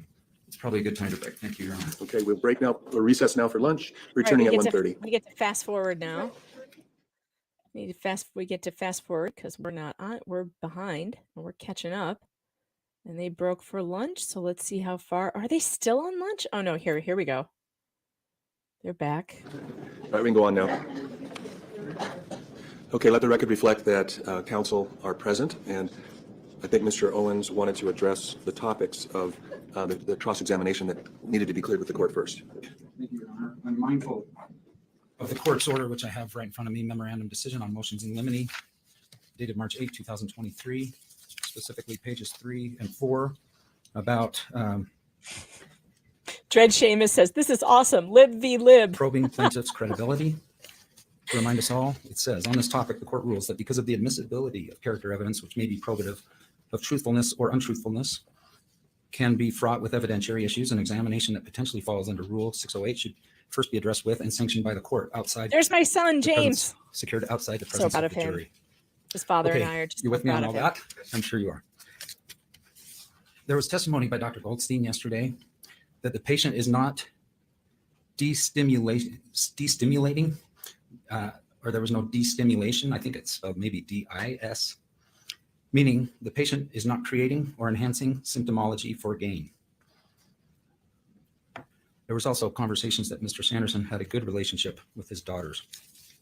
There are various facts, some of which were already addressed, and I'm trying to avoid repeated bench conferences during the trial, during especially this next witness. And I want to be careful and comply with the court's orders. All right, so there are 100 facts, Your Honor, that I think go to this issue of whether he is enhancing his symptomology for gain. Plaintiff's daughter, his own daughter, Jenny, says essentially his character is such that he will be dishonest and lie for gain. It's not quite those words, but it's essentially those words. That to become famous, essentially, he will lie. I'm putting it out there. Have to do with the cross-examination that's about to occur. Because I want to ask her if that's a true statement. And what did she testify to on direct examination that's in response to? You know, I didn't personally take those depositions. What did this Yes. witness testify to here in open court that would I guess provide the relevance Well, to that cross-examination? I've only had 5 minutes and we haven't hit those questions yet. Did you guys see I Danny? realize that, I but- didn't see her. I'm wondering. So what I envision doing is saying, is this a true statement? From her Like sister? from her sister. And what did she say on direct that opened that up, I guess is what I'm saying. Yes, Like, for example, I let me did just- tweak let me my, explain my thinking. So thank you. the questions that you've already asked, I mean, this witness painted a fairly broad picture of her father's personality, his issue, his lack of issues or issues both before and after the accident. And so I think it's fair game for cross-examination to address those topics, So, thank you. like you were. I think I better understand. The So in other words, you said, well, isn't it? Or are you aware that your sister felt differently Yeah. about this issue or that issue? And are you aware that your sister felt as though she was treated this way by her father? I think those are fair areas of cross-examination for this witness because of the fact that she offered testimony on those topics. So I guess, so my next question, as long as it doesn't, as the motion in limine order indicates, as long as it doesn't, I guess, tip the scale on 403 where its probative value starts decreasing because you've covered the same area over and over again, or it's incredibly inflammatory and would be too prejudicial to read it or to ask that question in front of the jury. All right, so can I address that this is within the scope of cross-examination? Yes. Thank you. I think that's sort of what you're asking. Oh my gosh, Your you Honor, guys, look all at day what just yesterday, came to my Twitter. these- I'm dying. Neuroradiologist and neuropsychologist talking about every single aspect of Mr. Sanderson. Here it um, comes. Wait for For it. instance, well, this issue, I mean, literally an opinion by Goldstein that he's not faking for gain. All right, so I think it would be very unfair to my client to not address that issue with every single witness now that comes up. I mean, it's their plaintiff's position that he is not faking for gain. It's the defendant's position he is faking for gain. So I don't think I should be limited for her to just hit 20 points. Yeah, he does When talk I down to have, the judge. It's weird. A $3 million case to defend for my client That's why on he's funny. every aspect of his brain. Darlene, is that her name? Carlene. Oh, there and she he is. said There's Danny. This accident took the Red joy blazer. of life out of him. Goldstein, essentially the testimony is this utterly changed his life. And I think it would be wrong for us, be unfair to my client and just general, the system of justice for me to be restricted tightly to, okay, only, I can only ask her about Absolutely. how he couldn't tie a knot. I mean, I need to be way broader than that when we're dealing with a claimed severe permanent brain injury that's taken the joy of his life out. Thank I you. think I understand the argument. Let me hear from the plaintiff. Mr. Sykes, what's your position on this line of questioning as it was just outlined? What do you mean?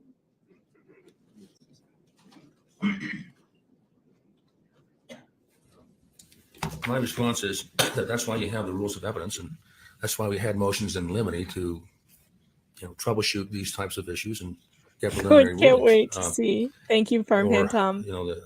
I mean, you can't just attack someone's character for the sake of it because his client's worried about how the case is going for him.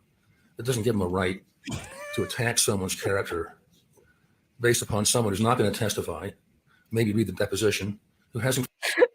You guys, Farmhand Tom just sent me a sneak peek of my law card. Are you ready? You ready for this?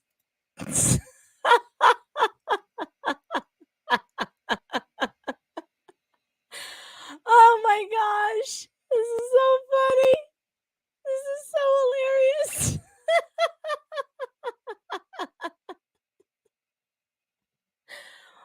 Oh my goodness. This is good. Recipe on back.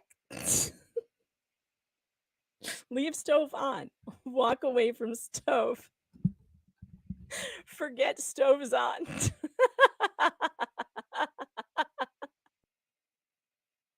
How is this real? This is reality. I need to have one of these.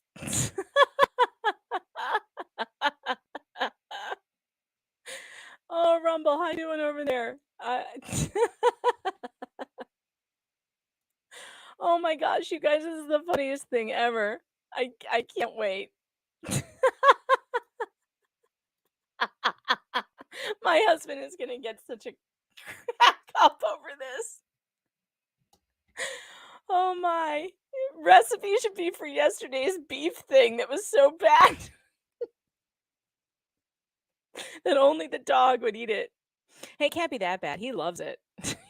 He used my Mr. Fox's big joke was, I think you made dog food, honey.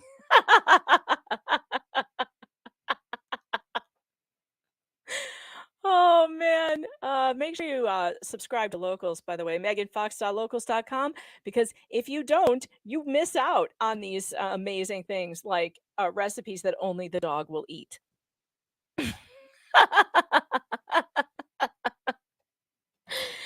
Oh, Archie approved. That's right.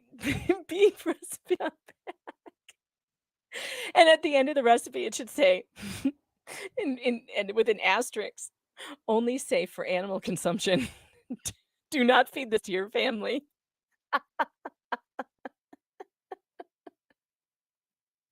Oh God. Incredible mental health problems. And it's not right to let him go beyond the scope. He can put his own case on when he wants to, but asking a witness, I mean, she's, I think, 40,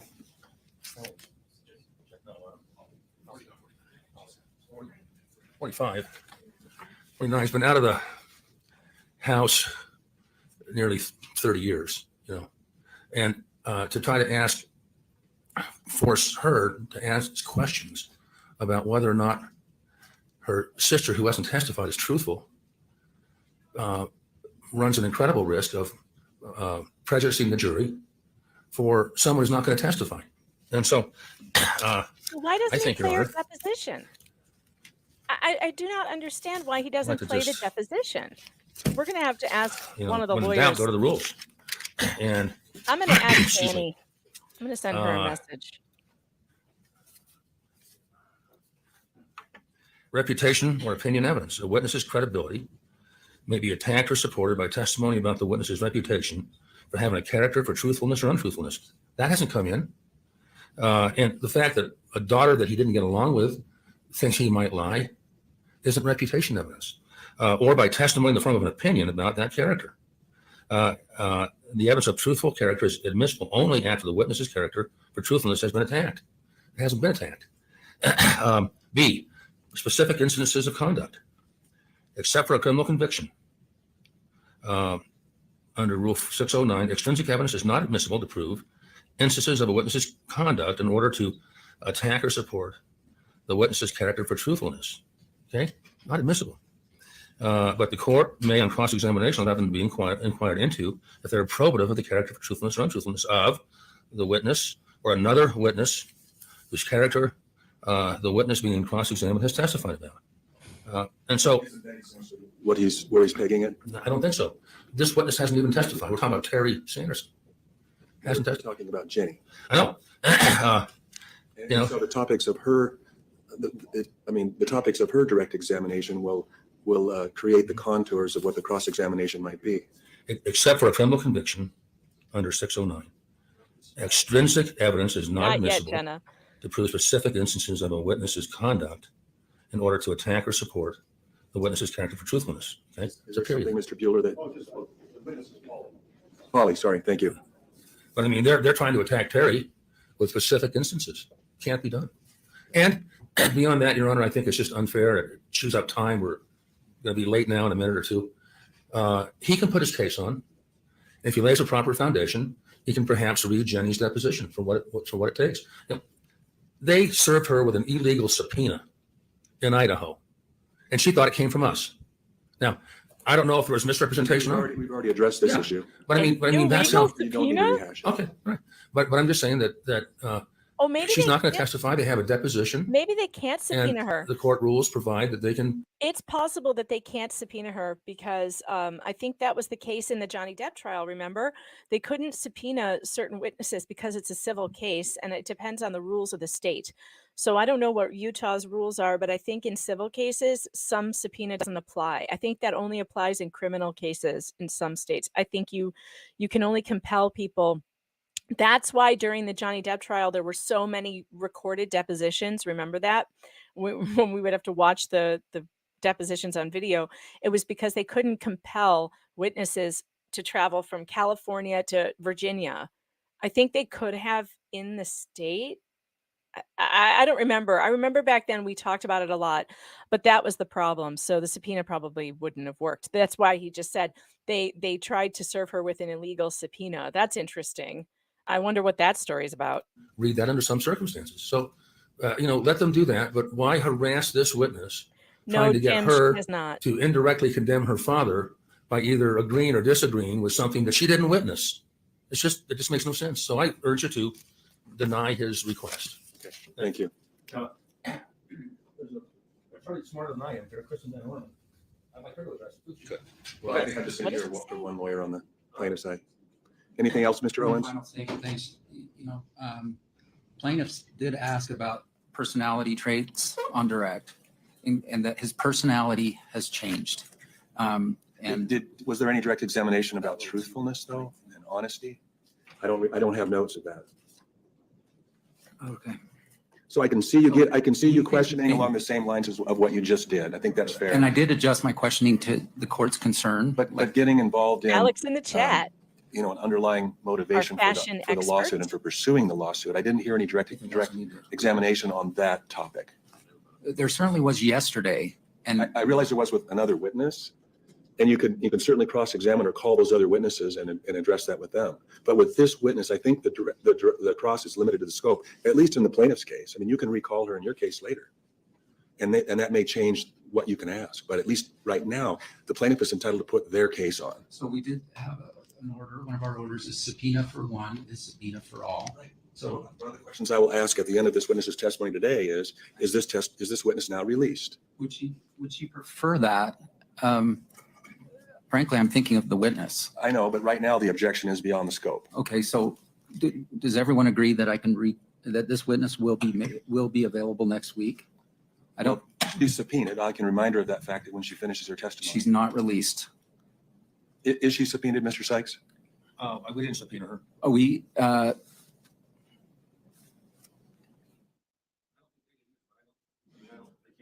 Find it right we, here. we emailed the plaintiff's lawyer.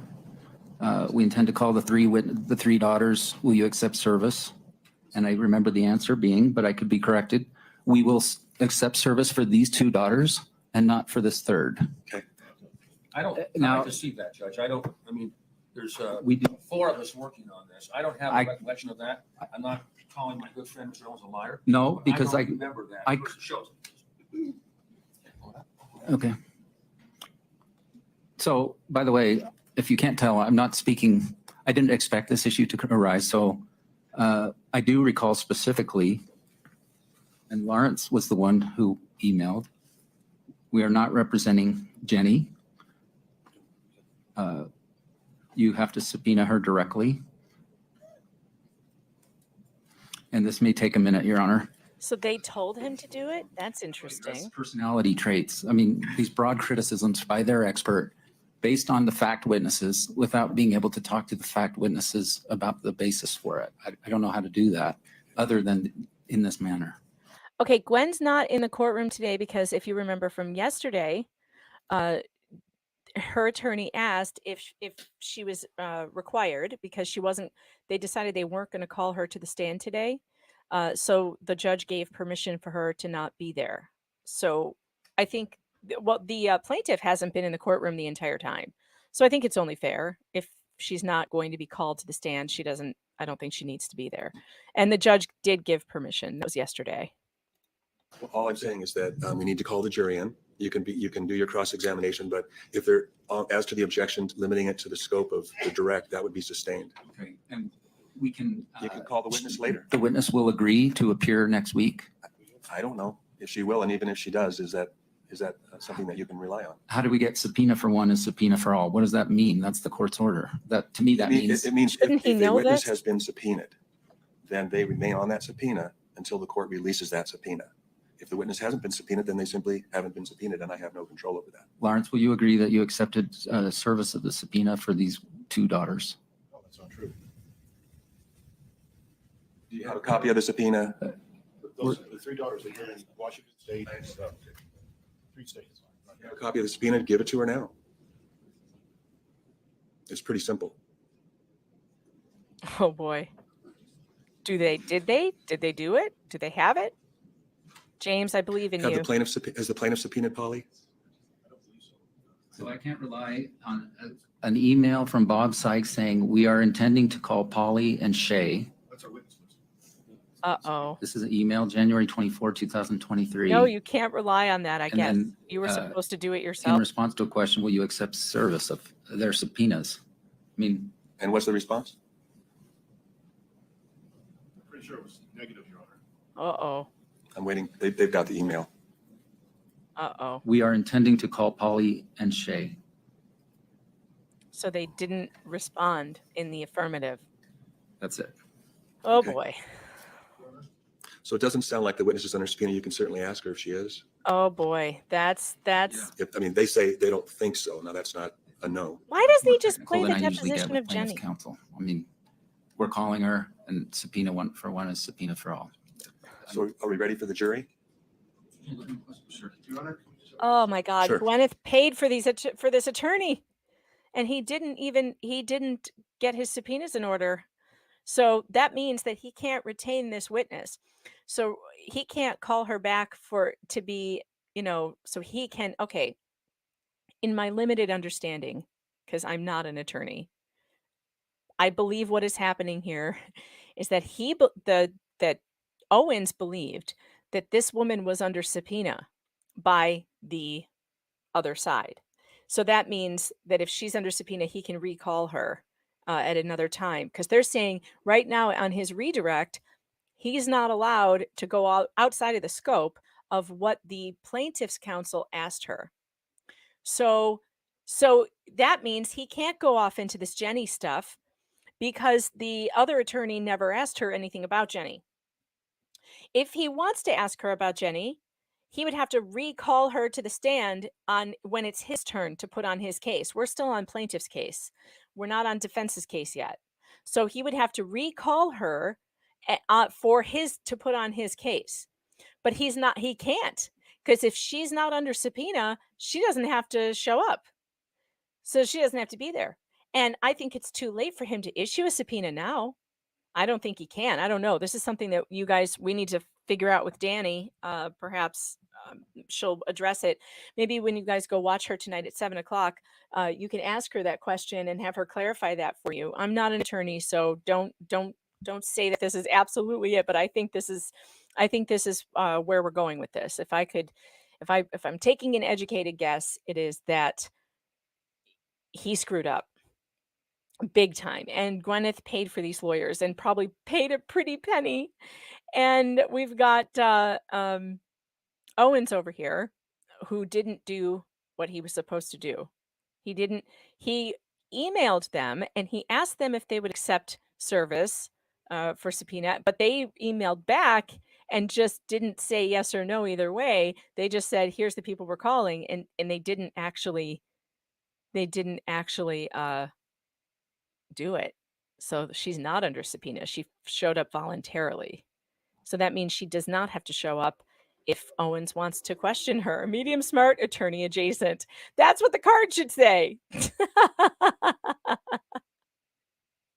They pledged to subpoena people.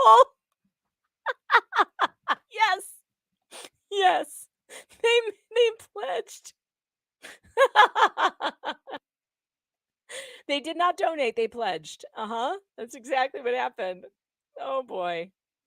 I think Gwen might be regretting. Gwen is regretting.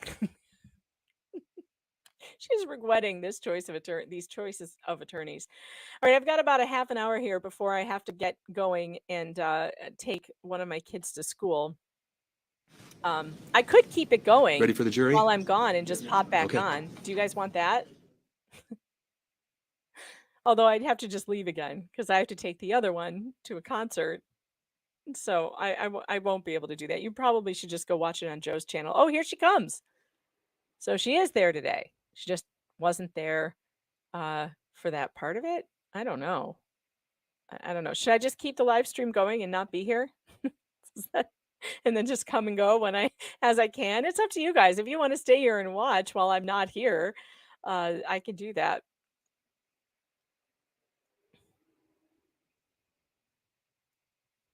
I'm starting to feel sorry for Owens. Is he a Utah lawyer? Maybe he's not from the state. Maybe he's a California lawyer or something and he doesn't understand. You want me to keep it going? It's funny. I know that's a dangerous thing to do, leaving the chat to your own devices. I believe in my moderators though. They do a good job. I'm gonna see if I can find where Steve Owens works. Let's see if we can find out where he is. Steve Owens, attorney. It's such a common Thank you. Let the name, record though. reflect the jury's back in the room and parties and counsel are present. Mr. Owens? I need to apologize. I was being an ass earlier. Oh. You are. It was wrong for me to triangulate you, your dad, and your sister, and Oh your mom. my. And I ask for your forgiveness. You love your dad. Fair? Oh my God.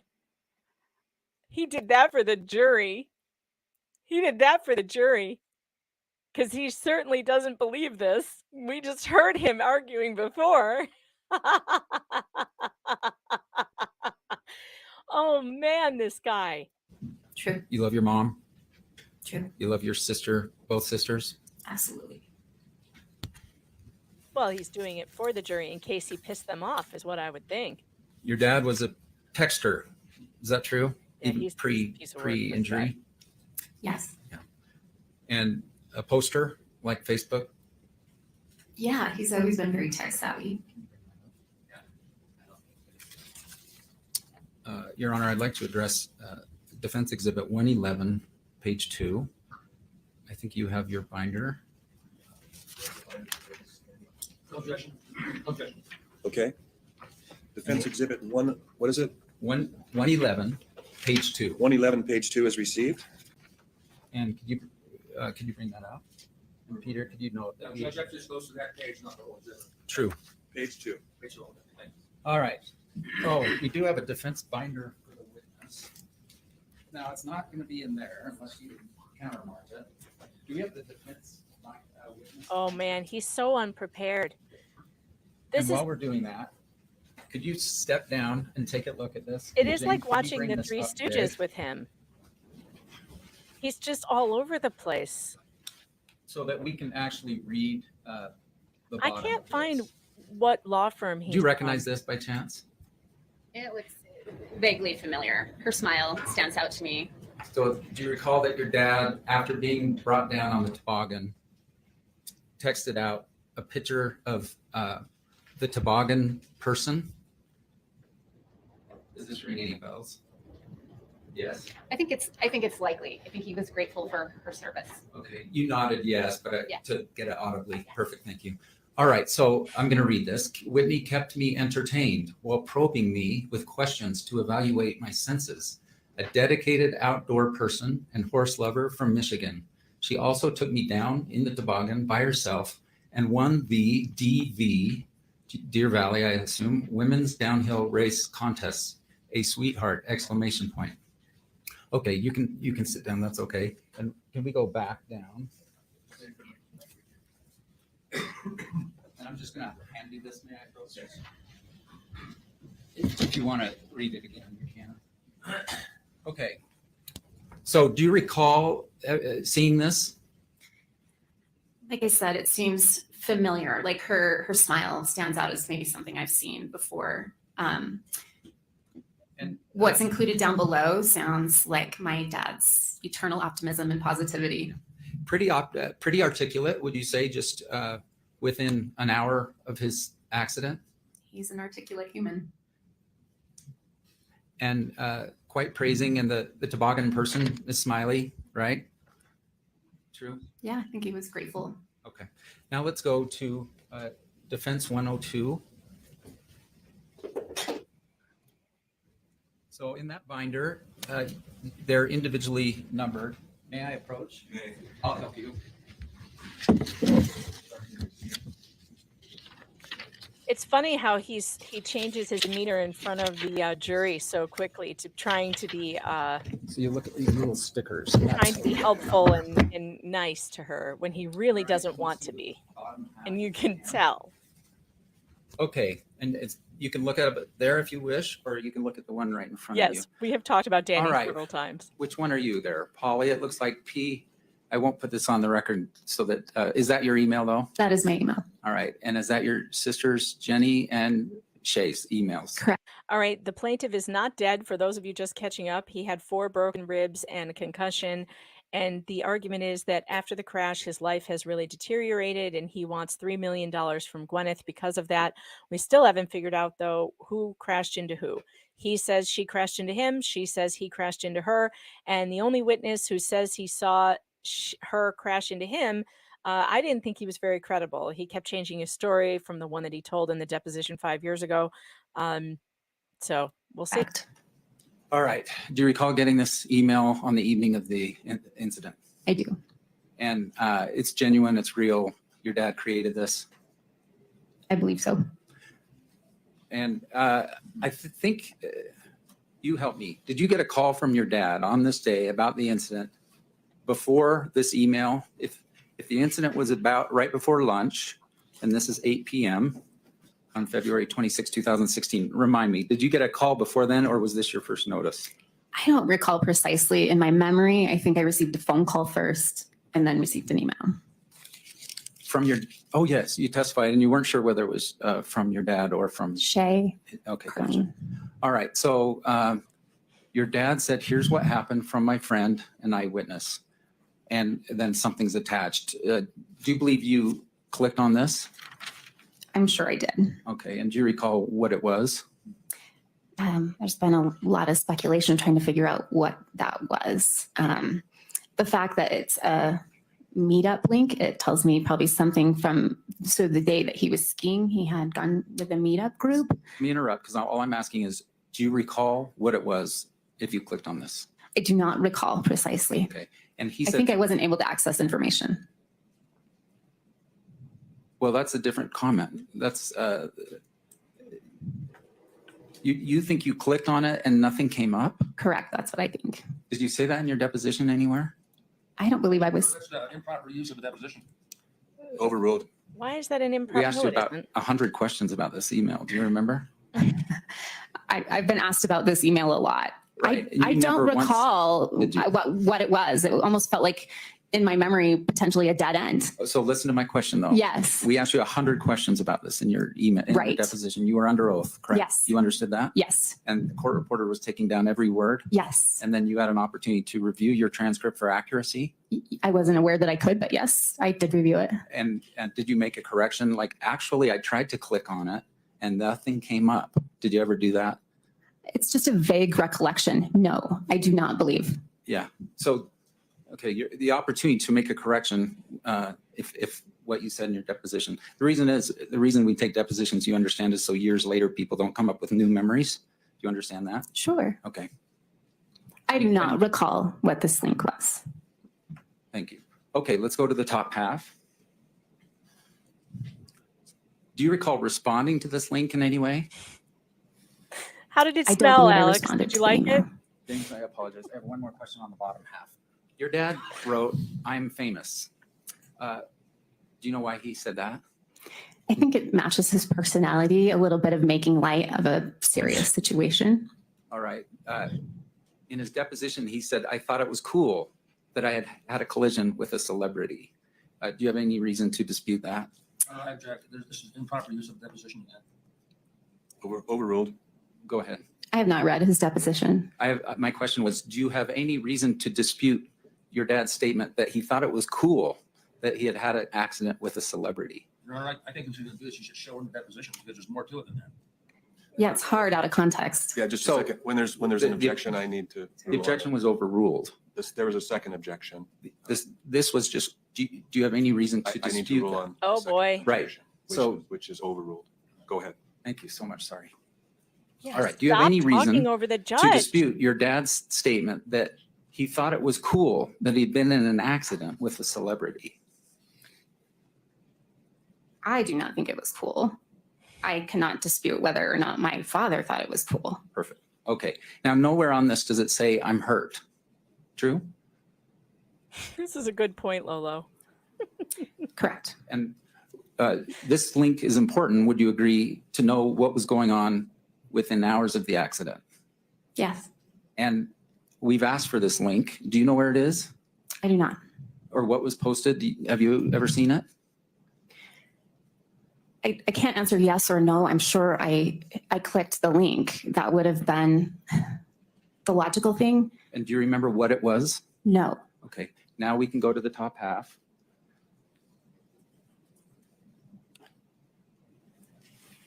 Your sister Shay has responded. This was her genuine response. Do you see it's about an hour and a half later, 9:32 on the date of the event? Do you see that? It's All right. on GoPro? Dad, I Where's the I cannot believe GoPro? how unlucky and how crazy this all is. I also can't believe this is all on GoPro. What are the chances? I'm so glad you're okay. How are you feeling this evening? All right. I cannot believe how unlucky and how crazy this all is. Do you remember receiving Shay's reply? Yes. And actually, as I look at that was not a trick question, but I can see you are actually not on this reply. Do you see your name isn't copied to all?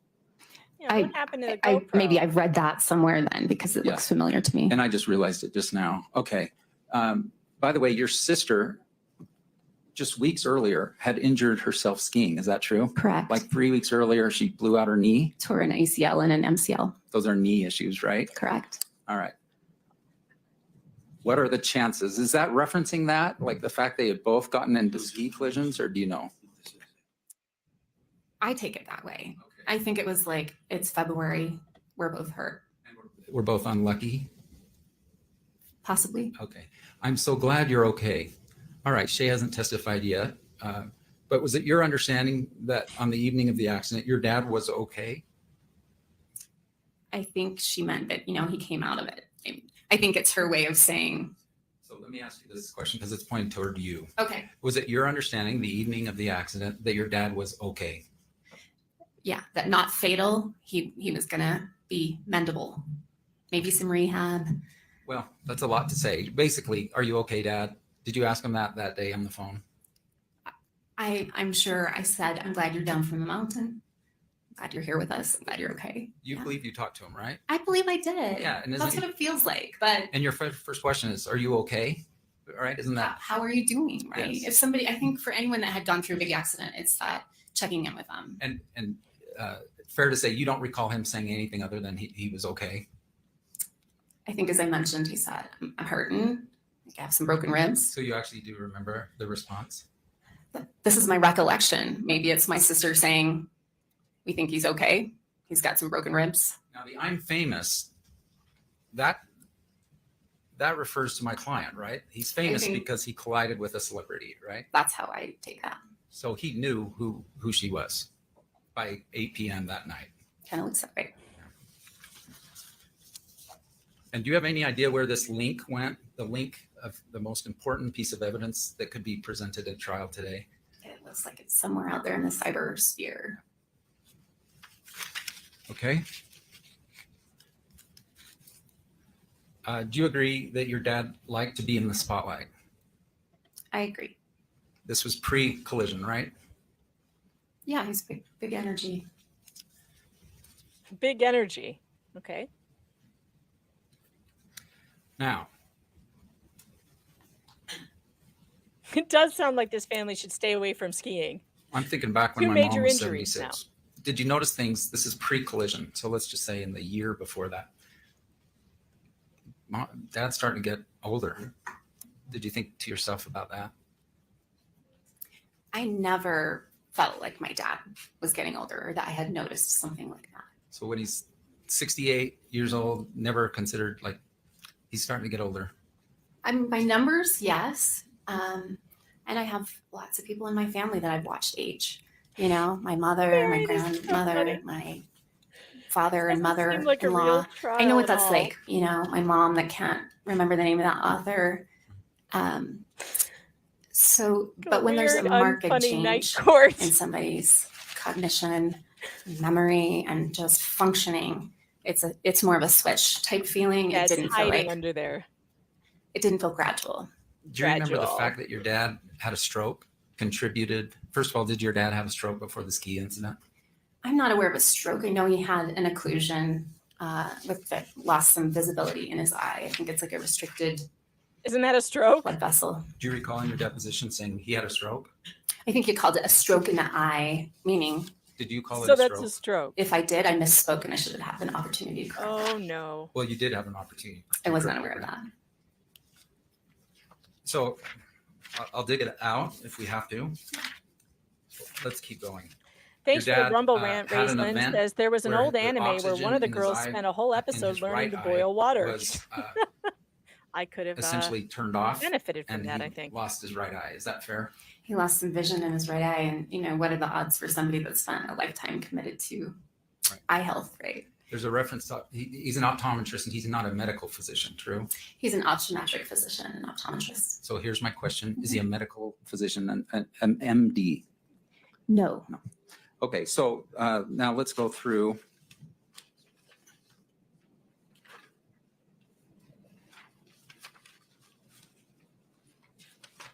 A few statements here. I'll tell you what, I think this will be the most efficient way. A couple weeks before the ski collision, your dad went to a doctor and he said he thinks all of a sudden he's gotten old all of a sudden. Did he ever express those sentiments to you? No. And it sounds like you never went to I the feel like I doctor got with old him. all Is of a that sudden. fair? I did take him to appointments. I know how that I feels. didn't sit in the room with his primary care Yes, provider that is and himself. Danny. That's Pre-collision. Danny Ann right there Did you behind take him him. to any doctor appointments? No, not that I can recall. We have to tell her she picked a Okay, great so seat. uh, She's right on and camera. you said like your dad wouldn't have told me that. For instance, of his depression, he wouldn't have told me. And is that just a little like a sense of pride? I'm not going to share mental health information with my daughter. I think it's more of his role as a parent. I've been involved in mental health care, and so we talk openly about mental health challenges. I think he has a little bit of, I'm the parent and I don't want to worry you. I don't want to bother you. So what my question was that like a sense of pride? I'm not going to share my mental health information with my daughter. Do you believe that or not? Mr. Owens, I don't know that I would choose the word pride. I think I would say he didn't want to burden me as his daughter. All right. So there's possible that he was doing mental health issues on the side without telling you. Fair? I have not reviewed his medical records, so that is fair. Okay. By the way, how long had you been out of the house in the time of the ski collision? So like had you been married? At the ski collision? Yeah. When did you move out of the house? After high school or after? Or, Yeah, so I left in 1992. Okay. And we're in 16. 8 plus 16 is 24. You'd been out of the house 24 years? That's correct. Okay. I And have those you would same see your gray dad streaks. Maybe let's say in the 3 One on months either prior to side. the ski collision, do you agree you didn't call or see your dad once? That was very surprising information to me after your team had pulled phone records. Is that true? I have no reason to believe it's not true. And you would see him, did you see him about the same before the ski collision and after the ski collision? Like 2 to 4 times a year? Was He it said about- it's been a little harder, especially with COVID. I don't feel like I've seen him as much. And part of it is, I still had kids at home. So it was easier to say, oh, we're going to come through on summer vacation. And I'm with you. yeah. Okay. By the way, COVID was hard. Did your dad get COVID like twice in 6 months? He did get COVID, I believe, more than once. In like not too far, not like 1 month, but like 6 months or something. Does this sound right? That does sound correct. And that's extremely hard on him. Just that. True. COVID was hard on all of us. Yeah. Gee, he could have long COVID, which is why But the in terms of changes some in of the the feelings of mental isolation, acuity. for instance, that's exacerbated by COVID. Fair? Yeah. All right. In addition to your dad's eye problem on the right, do you agree that he also was severely impaired on the left eye? I would not agree with that. All right. Let me get rid of the word severely. Do you recall him being impaired on the left eye prior to the ski collision? Prior, no, I am not aware of that. Do you recall him ever walking into walls? Can we call Dr. No. Fauci to this One- man? Correct. One of your sisters mentioned that. Do you know anything about that? I have not experienced that. No. That he would ask people standing on the right side of him if they would move so he could see them. Did you observe that ever? Yeah. Typically when we're walking, we would, So you Yeah. don't know his And- eye was impaired, his vision was impaired. You have no clue about that, but you did know that he asked people to move to the other side because he couldn't see them. What? She's lying. Just to be technical, so yeah, doesn't work very well on the Yes. record. So there we go. Thanks. Sorry. Do you agree one of the reasons he retired was the stroke event that had left him All right, I gotta leave to deprived take my kid of somewhere. oxygen in his vision? I do not agree with that. Okay. If So your I will dad be so back. testified in his own deposition, I'm gonna Then let I this would keep go with my going. dad's. I have not read his deposition. thank you. Do you agree And that then he I'll be adjusted back. his skiing to the right side of the Be slope good. because of his vision issues? I think that was typical. He would, yeah, So that's a yes. yes. And he had to be picky about which days he skied. Like if it was a snowy day with limited visibility, he wouldn't go because of his vision. Do you agree or disagree? I don't know that. I think because he was retired, he would choose his ski days based on when it would feel the best day to ski. So I'm just going to tweak my question a little bit. Did you know that he would adjust his skiing days based on visibility for that day? I did not know that. Okay. Let's talk about the prostate cancer. Do you know the severity? I guess they rate prostate cancers Gleason 6, 7, 8, or 9. Have you heard of this? 6, 7, 8, 9. I think 10. they were monitoring his numbers for a long time. And 10 out of 10 is the worst. Are you familiar with the Gleason scale for prostate cancer? I am not, Okay. other than that there is a scale. So And do you know if your dad was a 7, for instance, not the least, but not the most? I do not know. I've not reviewed my dad's medical records. And separate then from the Gleason scale or his records, just did you understand, like, this isn't just the most minimal cancer, it actually had become malignant? I knew they were monitoring his numbers, so that makes sense that when they decided to operate, it was because the number had justified that decision. Thank you. And I'm just going to restate my question. Were you aware his cancer had become malignant? Yes. Okay. And do you recall how many years prior to the ski incident that cancer was? I really do not recall. I would say surgery, if I had to guess, 2008. One of the things they cut off was his testosterone. Do you remember that? Yes. And as a result, he became, in the record, quite emotional. Do you agree? Objection, Your Honor, relevance. We're dealing with his emotions. Overruled. Thank you. Do you recall him becoming quite emotional? I did not experience that, more so after the accident. Much more notable. Thanks. Let's stay pre-accident. For a while. Pre-accident, I never experienced the increase in emotion. All right. By the way, after the accident, how long was it until you went and visited your father? That's a great question. I think he was at my place end of May. I would imagine that summer at some point. Okay, so the ski collision was in end of February. Mhm. And so are you saying like 3 months? He was at my house end of May, so I saw him again 3 months. Okay, that was the first time you saw him after. Yeah. Typically, when we would come down, it would be like in July, so we would probably have seen him then. I can't review for certain.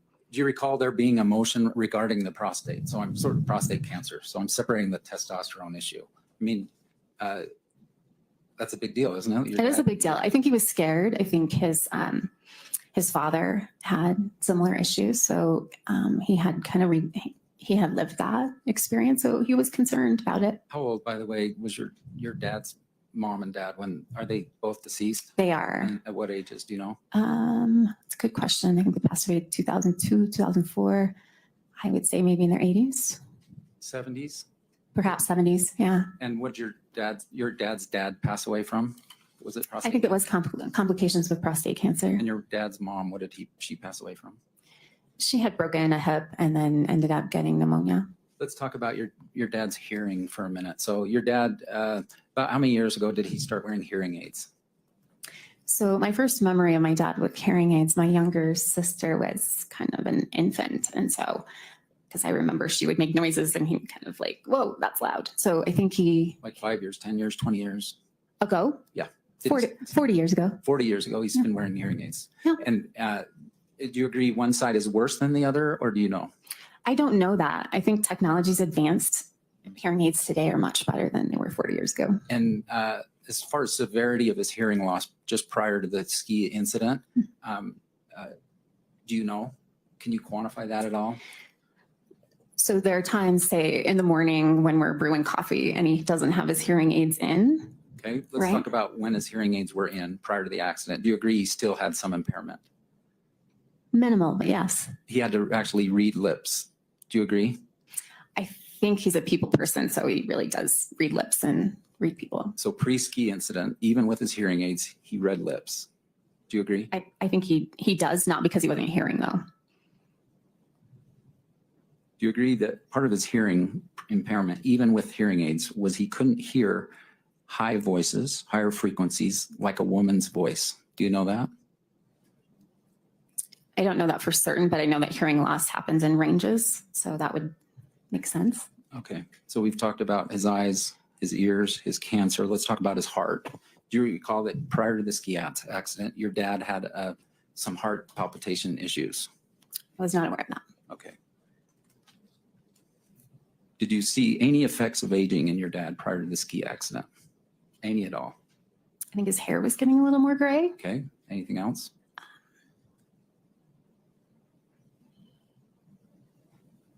Oh, he seems really pretty on target. So perfect health prior to the ski collision? I wouldn't use the word perfect, but I think for someone who was 69, he really worked at being healthy. Took his supplements, made sure he exercised. He's a swimmer. He just works hard at it. He still swims, doesn't he? I believe so. Still goes to yoga. He sure tries. He's dedicated to his health. Post-ski collision, he went on like 10 international trips. Does this sound right? I don't know if 10 is the number. He traveled quite a bit. I think he had I've retired, I'm supposed to do this kind of thing. And did he ever do like international travel pre-ski incident? Did he do some of those? Yeah. And did he ever go alone? Usually traveled with a friend. No one goes to Europe alone, do they? I mean, it's good to have good company. As part of the stroke workup, your dad had a lot of imaging done of his brain. Do you know anything about that? No, I do not. Do you know, for instance, if he was diagnosed with microvascular disease prior to the ski collision? I do not. How about moderate diffuse volume loss atrophy? I do not. All right. Do you know enough to talk about the fact that as we age, our brain's volume decreases? I'm aware of that. Do you recall that he was diagnosed with a plaque problem as a result of the retinal eye occlusion? I did not. Okay. Did you know he was, for instance, prior to the ski collision on an anti-cholesterol, anti-statin, I should say statin, of some sort of cholesterol plaque reduction medication? I did not know it. All right. Wouldn't surprise me though. And if he was on like 7 to 9 medications just prior to the ski incident, I take it you don't know what any of those are. I knew he took some medications along with his supplements. Like I said, he listens to doctor's orders. He would take what was prescribed to him. Let's talk about supplements. Your dad loves supplements. Is that true? I would say, yeah. Like 40 a day, even before the ski collision. I don't know the number, Foundation. He so testified in his deposition. That's, I think she's about to answer that. Go ahead. go ahead. I just said I do not know the number of supplements he takes. But is it like a whole glass full every day? Objection, Foundation. If you know. I have not watched my dad take his vitamins. What do you know? Like how many supplements a day does he take? So we'll talk things like we were just talking about vitamin D, and I had said I know it's better absorbed with vitamin K, and he said he did take a vitamin D, and I said, oh, you might want to look and see if there's K in it. How about number? I know he takes vitamin D. I don't know the number. Would it surprise you that he said 40? Objection, Foundation. Overruled. Go ahead. It would surprise me a little bit. Yeah, I know he takes supplements. You didn't. How about therapy so mental health therapy pre-collision? Were you aware your dad had undergone counseling for anger and other problems?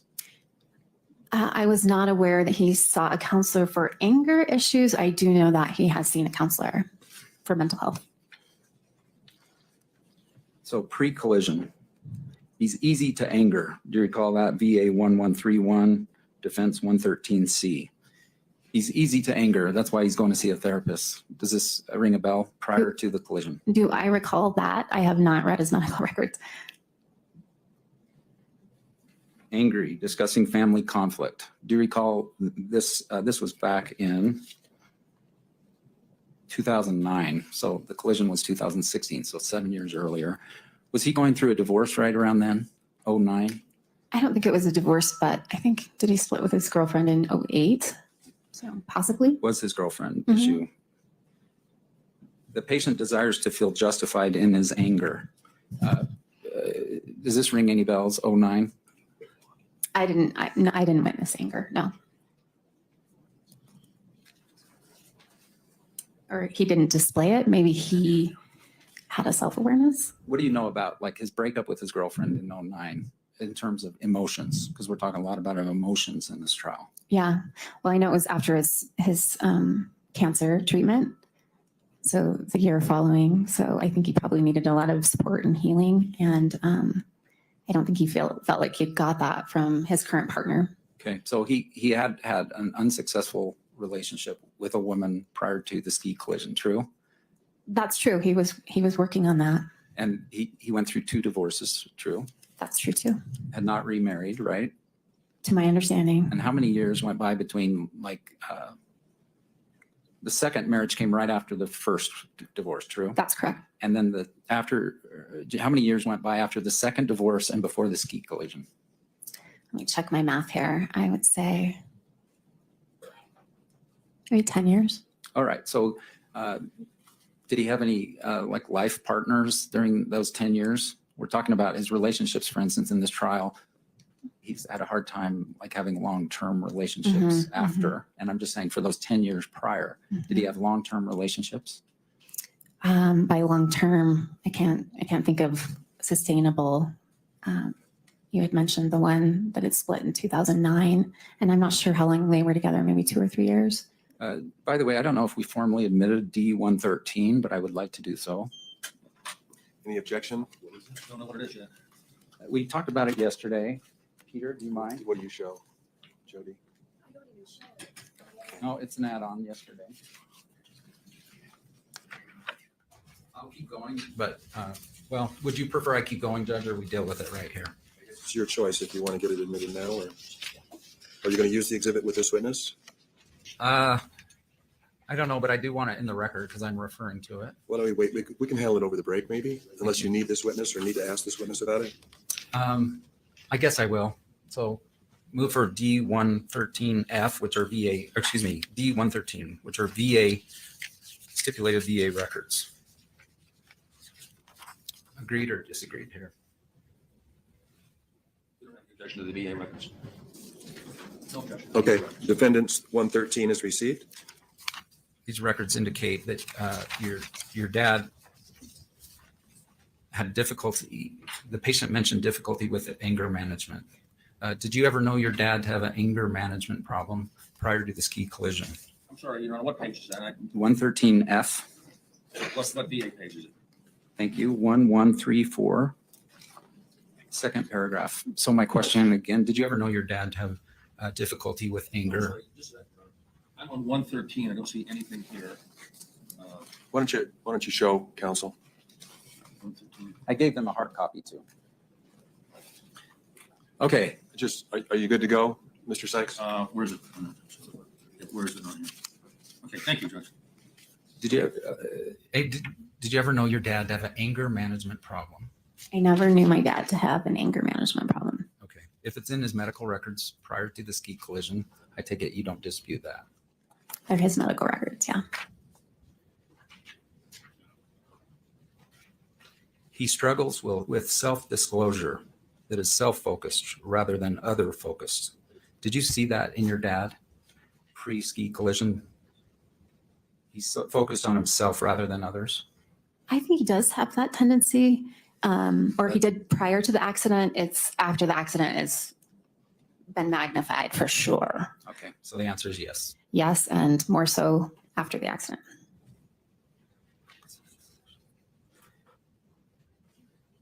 The focus of this session was to help him identify his responses and the associated feelings and communicate those in less blaming ways. Did you know him to like blame others frequently pre-ski collision? No, I think it's just great that he was trying to get tools. Yeah. Well, he's getting tools because he has a problem with communicating with others that doesn't blame them. Did you observe that prior to the ski collision? I don't think any humans are perfect, and he's acknowledging these are things I'm working on. That's how I understand that. Okay, so I am trying to phrase these in yes or no, but I'm not going to cut you off. So I'm going to ask it again though. Prior to the ski collision, did you observe that your dad had problems communicating with others because he would blame them? Yes or no? No, I did not observe him blaming others. Yes. Yeah. Did you- I'll go with no. Did you observe in the now 113H that his interaction style and way of dealing with people often got him in trouble Pre-accident? pre-accident? No. And he would like to gain greater insight into his interpersonal difficulties.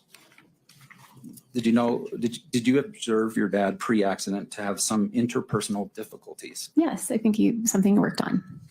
But most people don't go 13 years without talking to like your sibling, right? That's more than just I like don't most. believe that to be true in my experience. So we're talking, it's true everyone has interpersonal communication difficulties, but not everyone goes to their therapist for it. Do you agree? I agree, but the smart ones do.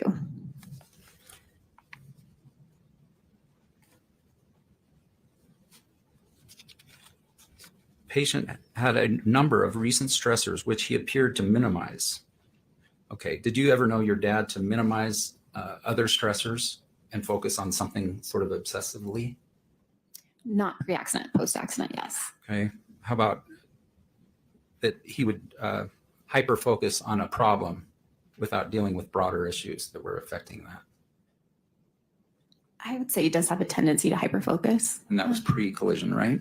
Yes, way more so after the accident.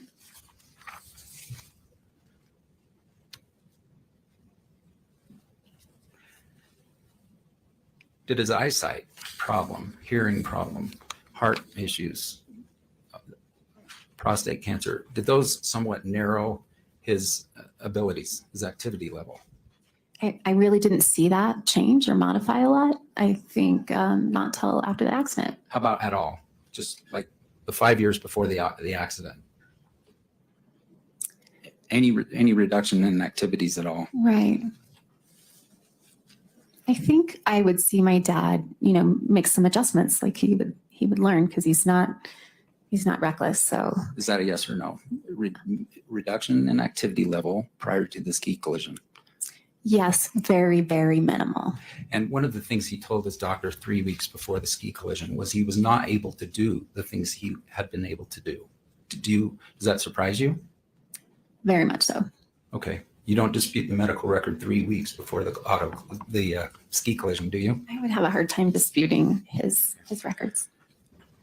Migraines. He would have migraines pre ski collision, right? Occasionally. And they were debilitating when he got them. True? Correct. and he would actually have vision problem associated with his migraines. When he had migraines, he actually had even less vision. Do you agree?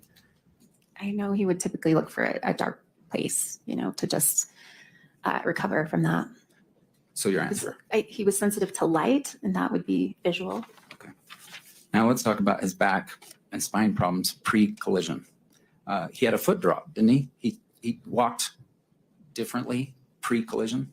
I wasn't aware of a foot drop or a different walk. Do you know what a foot drop is? Vaguely. So you have to more drag one of your feet. Is that fair? Okay. I didn't notice that in my dad. You never knew of one? No.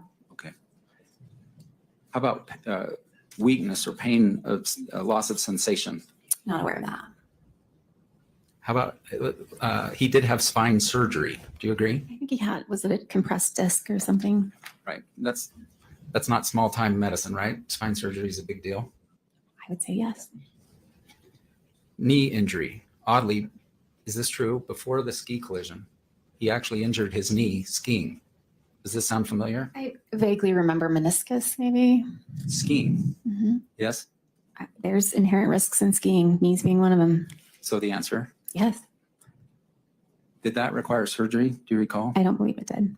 Shoulder problems. Do you recall having pre-ski collision shoulder problems? I think he did have a shoulder issue. And what do you recall about it? Not very much. Hamstring injury, a torn hamstring. Do you recall this pre-injury? I do not. Osteoarthritis. Are you familiar with that term? Yes, I know what that is. And were you aware your father had osteoarthritis prior to the ski Nope. injury? Trigger finger. Do you know what that is? Yes, I do know that his thumb.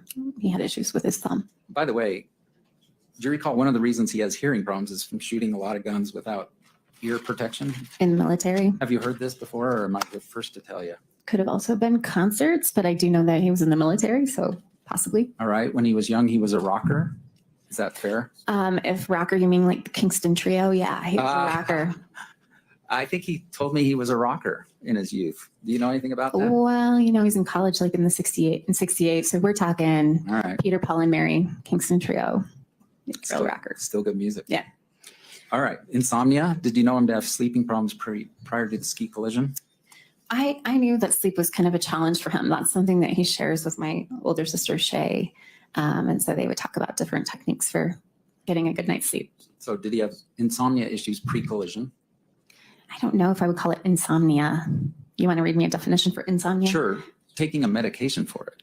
Oh. Did you know that one of the medications he took, like lorazepam or Ativan or trazodone, I think he took all three of those at one time. Not at one time. I apologize. Throughout the years before. So that's how I would define it, requiring prescription medication. Okay. So I would defer to my dad's medical record. All right. Respiratory problems. Were you aware your dad had respiratory problems pre-collision? I knew that he kept an inhaler, that he'd had had pneumonia at some point. And so we felt like, I don't ever see him using the inhaler, Okay. but I knew he had one. I object doing this. Going through the medical history of a 60-year-old person now. What's like this? It's irrelevant. And there has to be some end to this. We only have 4 more days. Yeah, overruled. All right. Each side's getting half time, so it's not affecting your time, Mr. Sykes.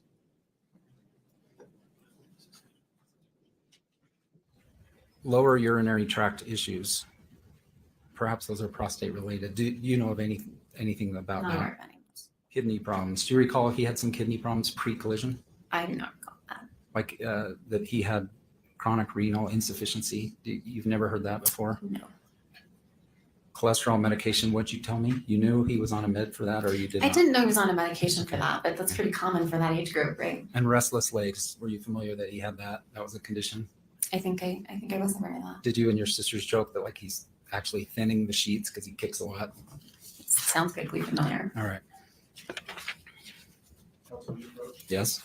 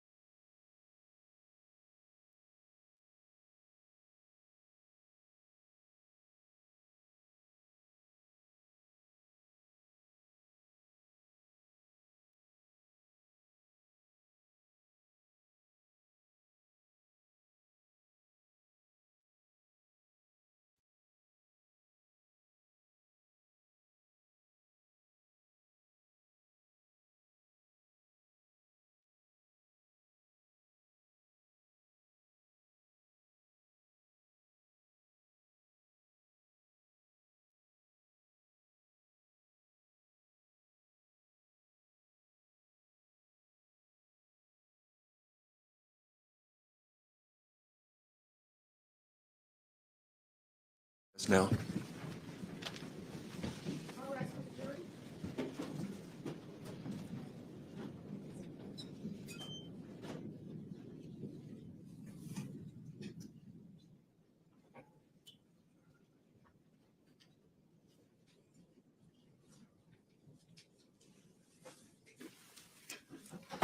All right, we'll take a short break. Thank you.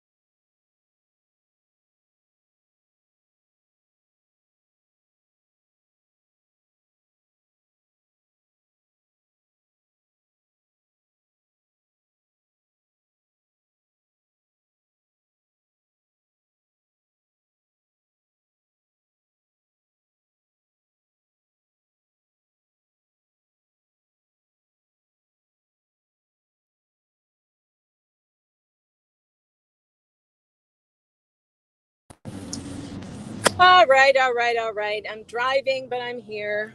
Can you hear me? It probably sounds like I'm talking to a potato. The sound is probably terrible on this iPhone. But I should be home momentarily. But then I'm going to have to just leave again pretty shortly. So I don't know. Maybe what I should do when I get home is finish up, kill the stream, and after the concert, come back and finish up the rest of this because I kind of don't want to miss it. I feel like now I just have to know what happens. I'm too invested in this really to just give up.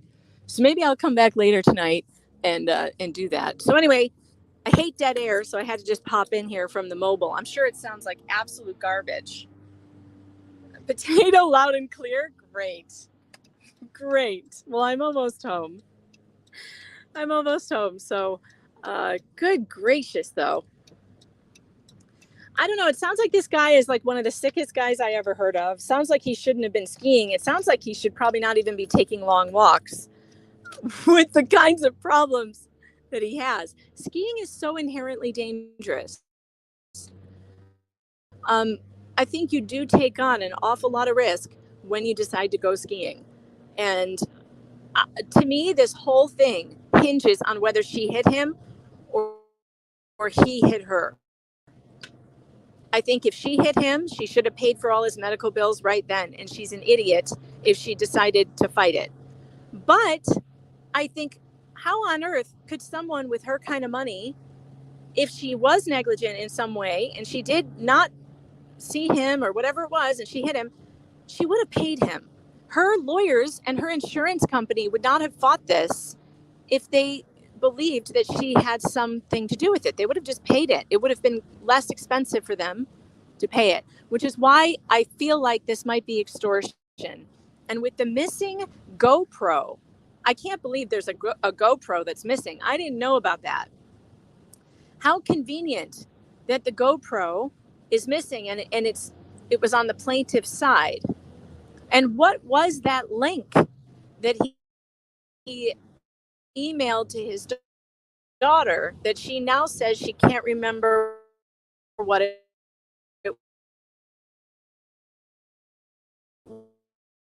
was,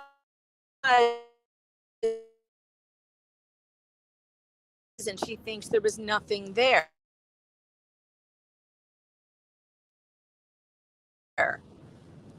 And with an email saying, I can't believe it was all caught on GoPro, somebody saw that video. I find that all very suspicious. And I also think then the simplest answer in this case is he hit her. There's video evidence. They destroyed. And it's not a simple explanation that Gwyneth Paltrow risking more bad press in order to save $300,000, save $3 million. That doesn't make sense. I mean, that's my thought. I just pulled into my driveway. So I'm coming. I'm coming. Oh, it's raining outside. Yuck. Where's my purse? All right, here we go.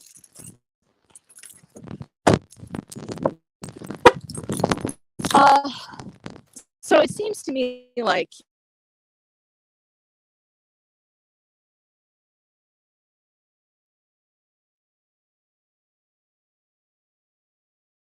if she were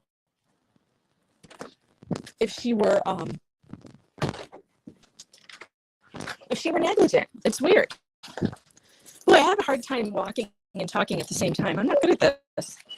Hi, Archie Ruckus. Your feet are still wet. You have to stay in this. You have to stay in your room for a little bit longer, and then I will let you out because your feet are wet.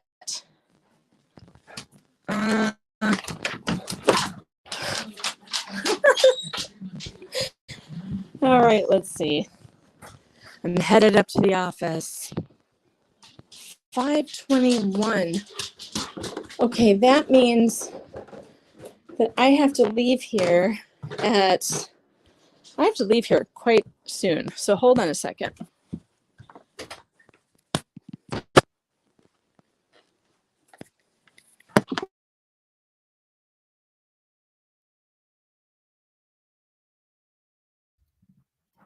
All right. I'm back. All right. All right, let's see if we can speed this up a little. Let's move past this break.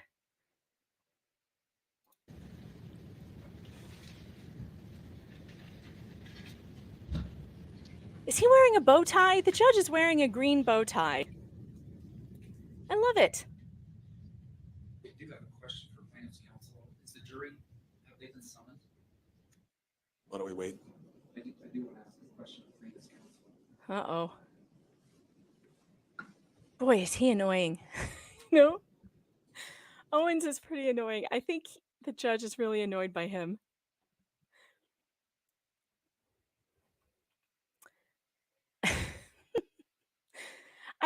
I don't think they're done for the day. No, they're still going. It's still going.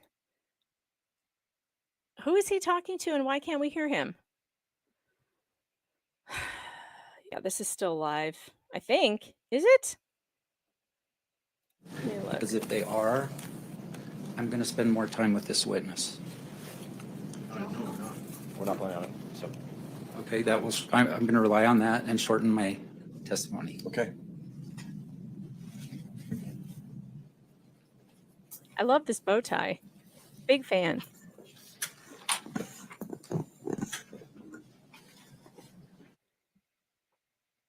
Oh. No volume again. What are we doing? Yeah, it's the Slytherin colors, green and black. Oh, I guess the jury's coming in. Uh-huh. I don't know, you guys. I don't even like Gwyneth Paltrow. I really don't. And I don't care if she has to pay somebody $3 million.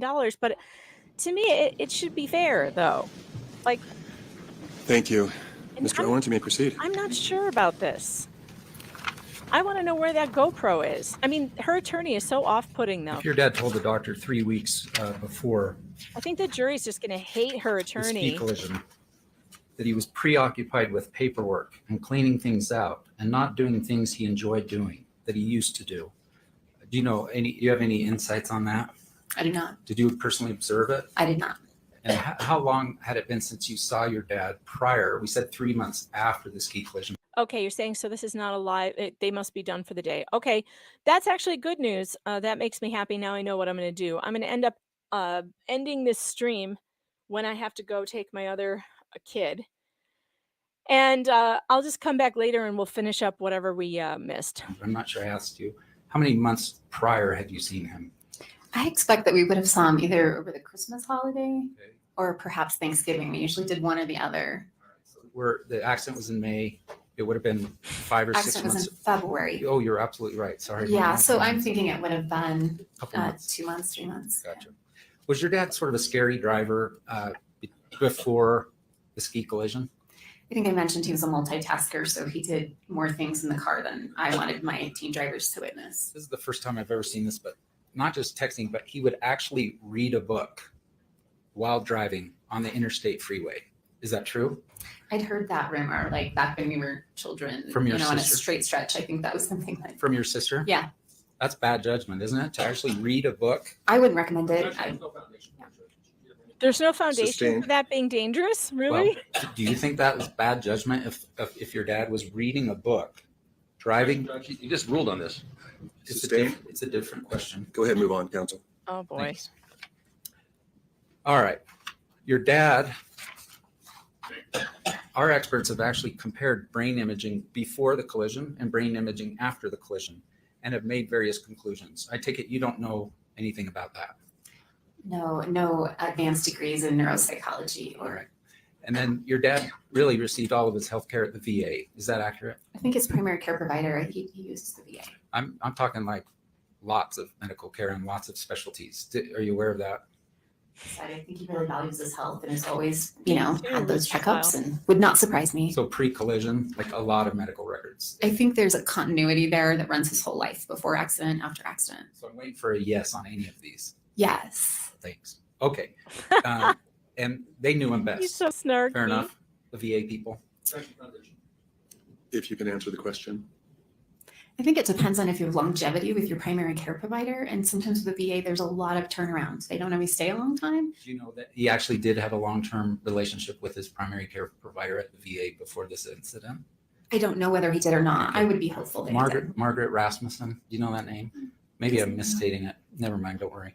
Okay. Then, so does this surprise you that your dad would go to the VA people and say, I want to be checked out. I want my thinking to be checked out.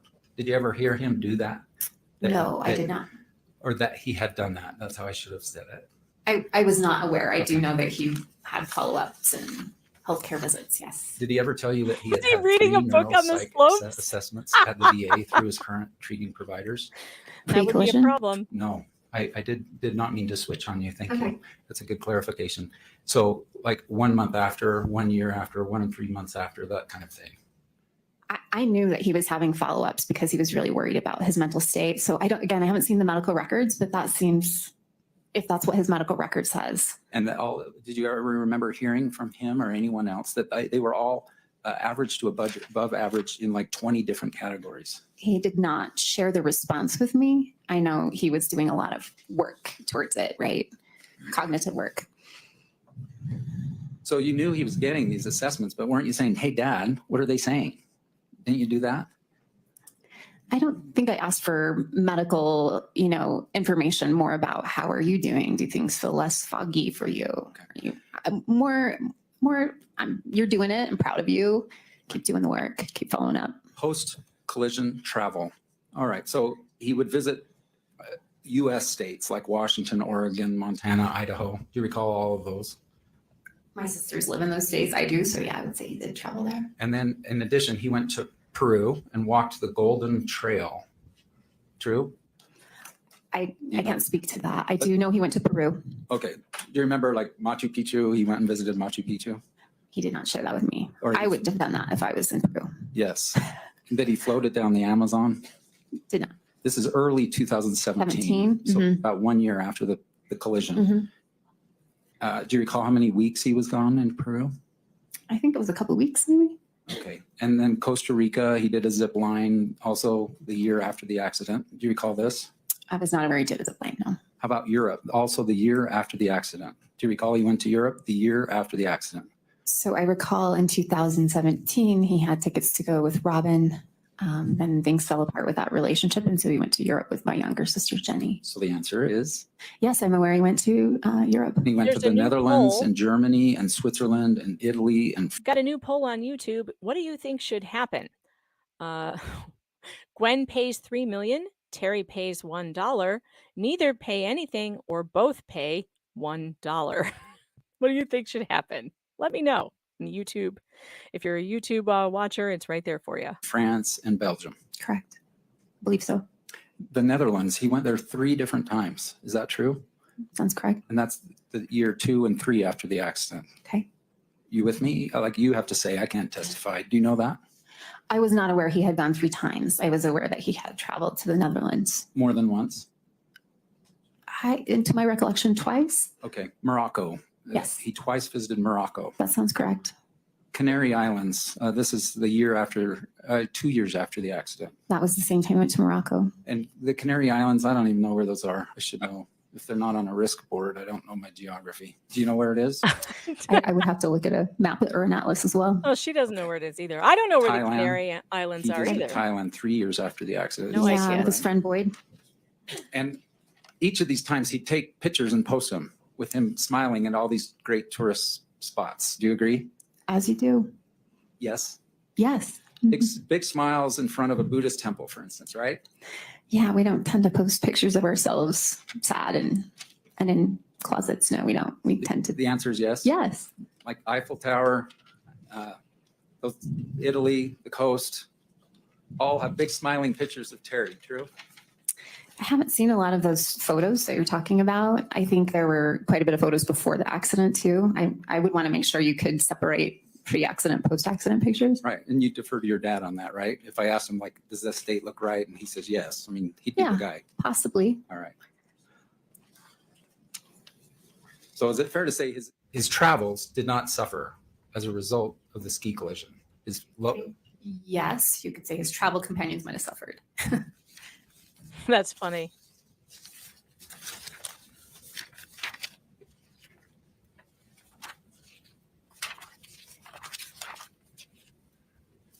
Oh, crikey. One clarification, Carlene, that's our girlfriend. I heard some comment that they were engaged, and then I never heard that from her, Carlene. To your knowledge, were they engaged? We don't know where the Heard Canary that Islands word is. or fiance used. I You think had that me was getting their intent and misinformation. plan, but And then on the prostate cancer, I heard the word cured I'm going to get from canceled now plaintiff's counsel, but I actually never heard it from a witness. because I Do don't know where the you, Canary Islands are. know that, in fact, your dad is cured? I cannot answer to that. You've been very kind. Thank you. Thank you, Mr. Owens. Mr. Sykes? Danny's looking good. Danny on direct. I have 1 second, Judge. Sure. James didn't get much camera time today. All right, here, let's speed this up a little bit. They're moving a little slow here. He's doing redirect. Mr. Owens asked you about Sam Goldstein's comment about Terry being obsessed. Do you know why Terry's obsessed with his case? Do you know why? I think my dad is very principled. And I think not only was he injured, but I think this accident really hurt in a way that it hurt him in a way that somebody would just not care for him when he was injured. What? I think that his brain injury, he really does become consumed with things. And I think feeling like righting this wrong for him has really kind of consumed him. And he wanted to make it right. He wanted someone to at least apologize or acknowledge or be held accountable for their decision on that day. Do you have any experience in mental health? And if so, tell the jury what it is. Yeah, so I managed a mental health and substance use disorder clinic for several years. In the Coeur d'Alene area? Yeah, in St. Mary's actually, for a FQHC there. So worked with people that were struggling mentally or with addiction. I ended up leaving just, during the pandemic. It got so that the demand was much greater than we could fill. And it was really a lot of people in crisis a lot of the time. So I thought I was going to just take a break, work with kids, get upstream a little bit and feel like create some buoyancy. And I still may go back to working in the mental health field, but for now, I like what I'm doing. Now, you and your sister both went to the University of Idaho in Moscow, right? All three of us. Three of us. And so Shay was a senior, you were a freshman? That's right. We were roommates. She was a senior, I was a freshman. That didn't work out so good. She was like, you need to be home by 10. You got homework to do. And I was like, wait, you're not my mom. But we got through it. Yeah. Did Jenny ever come visit you over there? Yeah, she did. And we went home every chance we got to. Okay. It was hard. Our parents were going through the divorce. So myself at 18 and Shay at 21, it really felt like we left our little one behind. So yeah, we went back every chance we got. You were quite close to her, right? Yes. Tell the jury about Jenny's mental health problems. So let me begin by just saying she's one of my favorite people. But yeah, as probably a young adult, she was diagnosed with mental disabilities. She is on disability now. Sustained? Well, do you know this for a fact about her diagnosis? And how do you know? I because I'm her sister and we communicate with each other, and I know she's on disability now. My objection was sustained, and we're just pretending it wasn't. That's what she said. Objection is sustained. The answer is stricken and the jury should disregard the response. Oh, Go ahead, Mr. crying Sykes. out loud. The Judge was sleeping on that yeah, one. so- The jury already heard it. Too Here for late. just a minute. They're not going to disregard that. I hate it when they do that because I don't think that people are capable after hearing something of just forgetting that they heard it and saying that they, disregarding it. I mean, if they think that she's mentally unwell and that she made this stuff up, then I guess none of it matters. I still can't figure out, though, why Gwyneth's attorney isn't just playing the deposition that he has with Jenny. It's very strange to me that that they tried to get it out of this one, and now it's all about discrediting Jenny. But that's God, this trial's ridiculous. Why couldn't they have just worked this out without forcing us to sit through this, really? Why are we forced to sit through this? Why is this now our problem? Really? Boy, this is a long huddle. I've got it on 2 times faster and it's still going on. There. Here we go. Okay. So, Your Honor, my objection is Whoa. Would you He tell made the jury what your experience with mental health he is? made sure. What did you do there? He made sure to tell the jury that his objection was sustained. And what did you learn? So we had 7 counselors and people that came in for it would be outpatient mental health services, anything from depression to anxiety to schizophrenia to whatever they were working on. expert opinion she is not allowed to give. Will you approach the bench, please? Oh my God, here we go again. I can't believe they're going down this same. So they got the word schizophrenia out there. That was good. It's a good move by the plaintiff's counsel. He got her to say it, even after the objection was sustained. This is really crappy. Very, very crappy. But whatever. So, oh Lord. Yeah, the lawyer is bossing around the judge. It's interesting. It's interesting for sure. Joe's been streaming this, hasn't he? I wonder what his opinion is of this lawyer. Anybody know? Has anybody been watching Joe's stream? I may have to go back later and watch some of his, especially today, if he did today's coverage, because this is his Owen's behavior has been pretty pretty interesting today. Pretty weird. Pretty weird. I still can't find where he works, though. Does anybody know where this lawyer is? By the way, there's an article in the New York Post. Here's the headline. Gwyneth Paltrow's attorney whines about reporters for keeping cameras on her at the ski crash trial. Yes. Oh, he did And then it I just again. requested an opportunity to put this on the record at some later date. Some later time after the jury's gone. Okay. All right. Tell me the kind of things that Jenny. I just want to take the jury's time with the argument. Oh, yeah, we back and understand forth. So go ahead, Mr. Yeah, Sykes. we don't want to hold them up here. Tell me some of the things that you discussed with Jenny on the phone. And when you had meetings with her, what are some of the things you discussed with her? Are you talking about like just our phone calls and our catching? Yeah. So Particularly with respect to your dad. oh yeah, for sure. Mhm. I saw her last month. I went over to Missoula for my birthday, and we took in a film festival, a documentary film festival together. So we got to visit a little bit about this upcoming trial. She was nervous. This sounds like you're saying. Sustained as to hearsay. Not what she said, but just what you observed about her. What I observed, I observed that she wasn't in a great mental place with us. She was Objection, think- as a expert sister, opinion. not as an expert. Yeah, just a second. I want to hear the objection. She was not in a good mental state. That's an expert opinion. That's not I think she can offer a lay opinion under Rule 701. Thank you, Judge. Go ahead. Offer your lay opinion, please. Yeah, I was worried about her. I could tell that she was stressed out. She confided in me that her counselor had said it. Maybe Oh, okay, all right. But you're certainly able to talk about what you observed. Yeah. Her cat Pops wasn't doing really great. She was worried about her cat. She was worried about taking time to get here. And those would be communications. And that's something I can share or no? So something I observed. You can't relay information you obtain from her verbally. Okay. You can what you saw when you were with So her. how can can talk you about even that. ask her, what did But you not what talk she about told on you. the phone? Okay. She's not I allowed to just say. really enjoyed my time with her, as I always do. Did she appear to be under a lot of stress? Yeah, she had some heaviness about her. Over the years, as you've heard her talk about your dad, okay, have her complaints and observations always been accurate in your opinion? I think her mind, she has a creative way of seeing things. She was an art major. She's very visual, struggles with verbal communication. I think of everyone in the family, I do best with almost, I don't know if I can call it translating or interpreting and drilling down to what she's trying to say. There are times though when, and I don't want to speak for my other sister Shay, but I can speak for myself when I've experienced that her understanding of a situation is very different than mine. To strike that. We're getting it out of a lay perspective. I think that is a lay opinion of I mean, if you need to lay the foundation based on her perception, so based on her reasonable perception, then it would qualify as a lay opinion. Yeah, tell the jury what you've observed about her perceptions. Lay a foundation for us. Yeah. I mean, Lots of meetings, lots of telephone calls. You talked about that. yeah. Well, we've FaceTime quite a bit. Like I said, she's very visual. One of my favorite people to walk with because she'll say things No. like, wow, stop, look at that. Look at those He colors is? together, you know? She sketches a lot.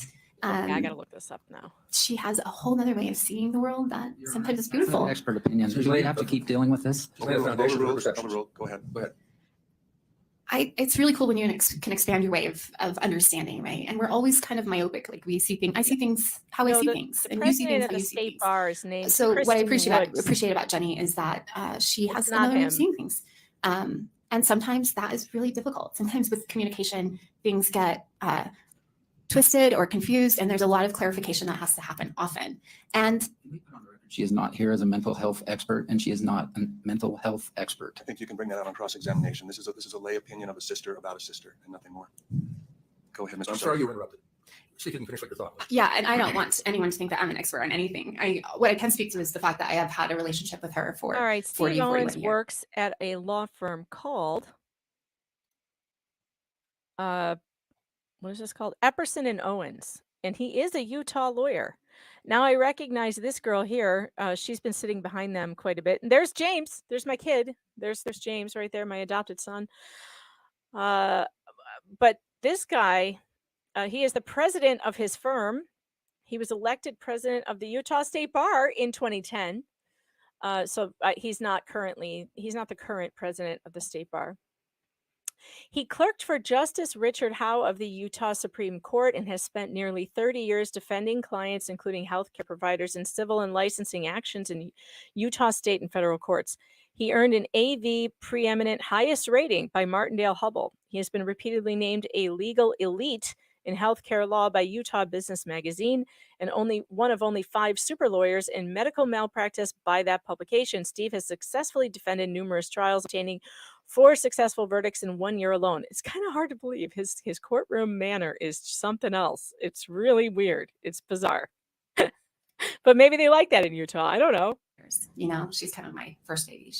I was 6 when she was born. So I can just speak to that relationship and growing up with her. I think you said she had another way of perceiving things. Is that what you were saying? Yeah, I think she has a unique way of looking at the world. That's not always true. Your Honor. It's not always easy. Yeah. Just a minute. She can't make a credibility statement about her sister's thoughts. Sustained. Let me rephrase And that. also sustained as to vagueness. Okay. When you said another way of, I want to quote you correctly, another way of perceiving or understanding, you said that. I did say that. I think Now, what did you mean by that is my question.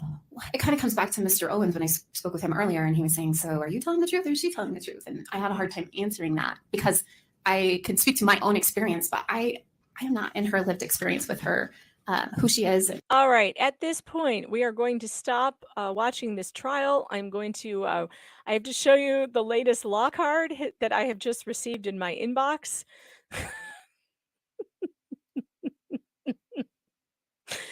This is me in front of the auto parts store. It says, where to meet single ladies. Dating advice by Megan. Auto parts. Oh, man, Tom, this is great. These are hilarious. Good God. I love it. It's so funny. So if you guys want to be a part of the the crowdfunding for the law cards. You need to get over to the link that I dropped in the chat. Let me see if I can pull that up again. There it is. It is a Kickstarter. I'm copying that to throw in the chat for you guys. These are collectibles, and they are trading cards of the law community that I happen to be adjacent to, I guess. I made it on the cards, which is hilarious. Did anybody believe that this would happen? This is so funny. Going over to Rumble right now to get you. And don't forget to tune in to Danya on Direct. She will be streaming tonight at 7 p.m. I'm going to, maybe I'll just watch her tonight, see if she can give us the, because I don't think we have much left of this, but I can't stay. I've got a school band concert to go to, and I need to go get changed and go get ready to take my kid. So that's what I'm going to do. And I'm going to leave you with this hilarious law cards of all your favorite moments, of all your favorite streamers. Definitely go and support them because it's such a creative thing that they are doing. This is really fun. And I think it's creative and hilarious, and it's got all the inside jokes. And I think that you guys will appreciate it. So, all right, thanks for tuning in today. Sorry this is such a short one, but life does get in the way. Tomorrow, I'm not sure what I'm going to be doing. I don't know if I'm going to be able to stream it. I hope I can if Gwyneth takes the stand, because I think she's going to. But if I don't get to live, I'll do it. I'll catch up later. Okay. See you guys. Have a terrific rest of your day. Oh, and by the way, just because we haven't done this in a while, and it's been a long time since this channel has covered any trials, we're going to close this trial out in the old way, like we used to do. You ready? Get ready for Gadfly's hit song, Camille.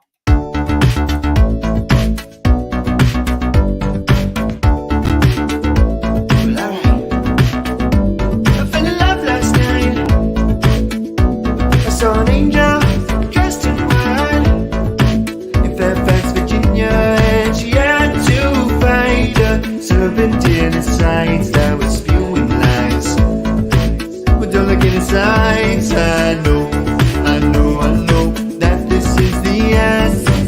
When all the money ran out, so did all the friends. And right down when you're lying on the stand, legend down not the same, you understand. Camille, brighten up the room wherever you go.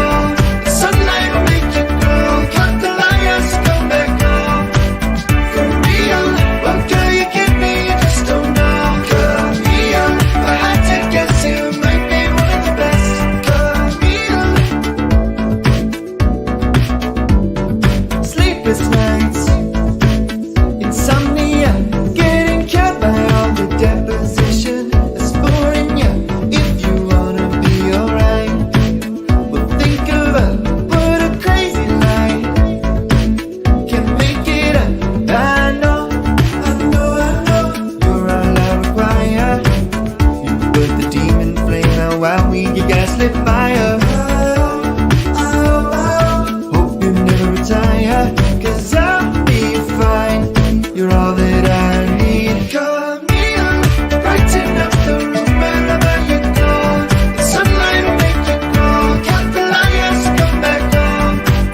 Camille, what girl you give me, you just don't know. Camille, if I had to guess, you might be one of the best.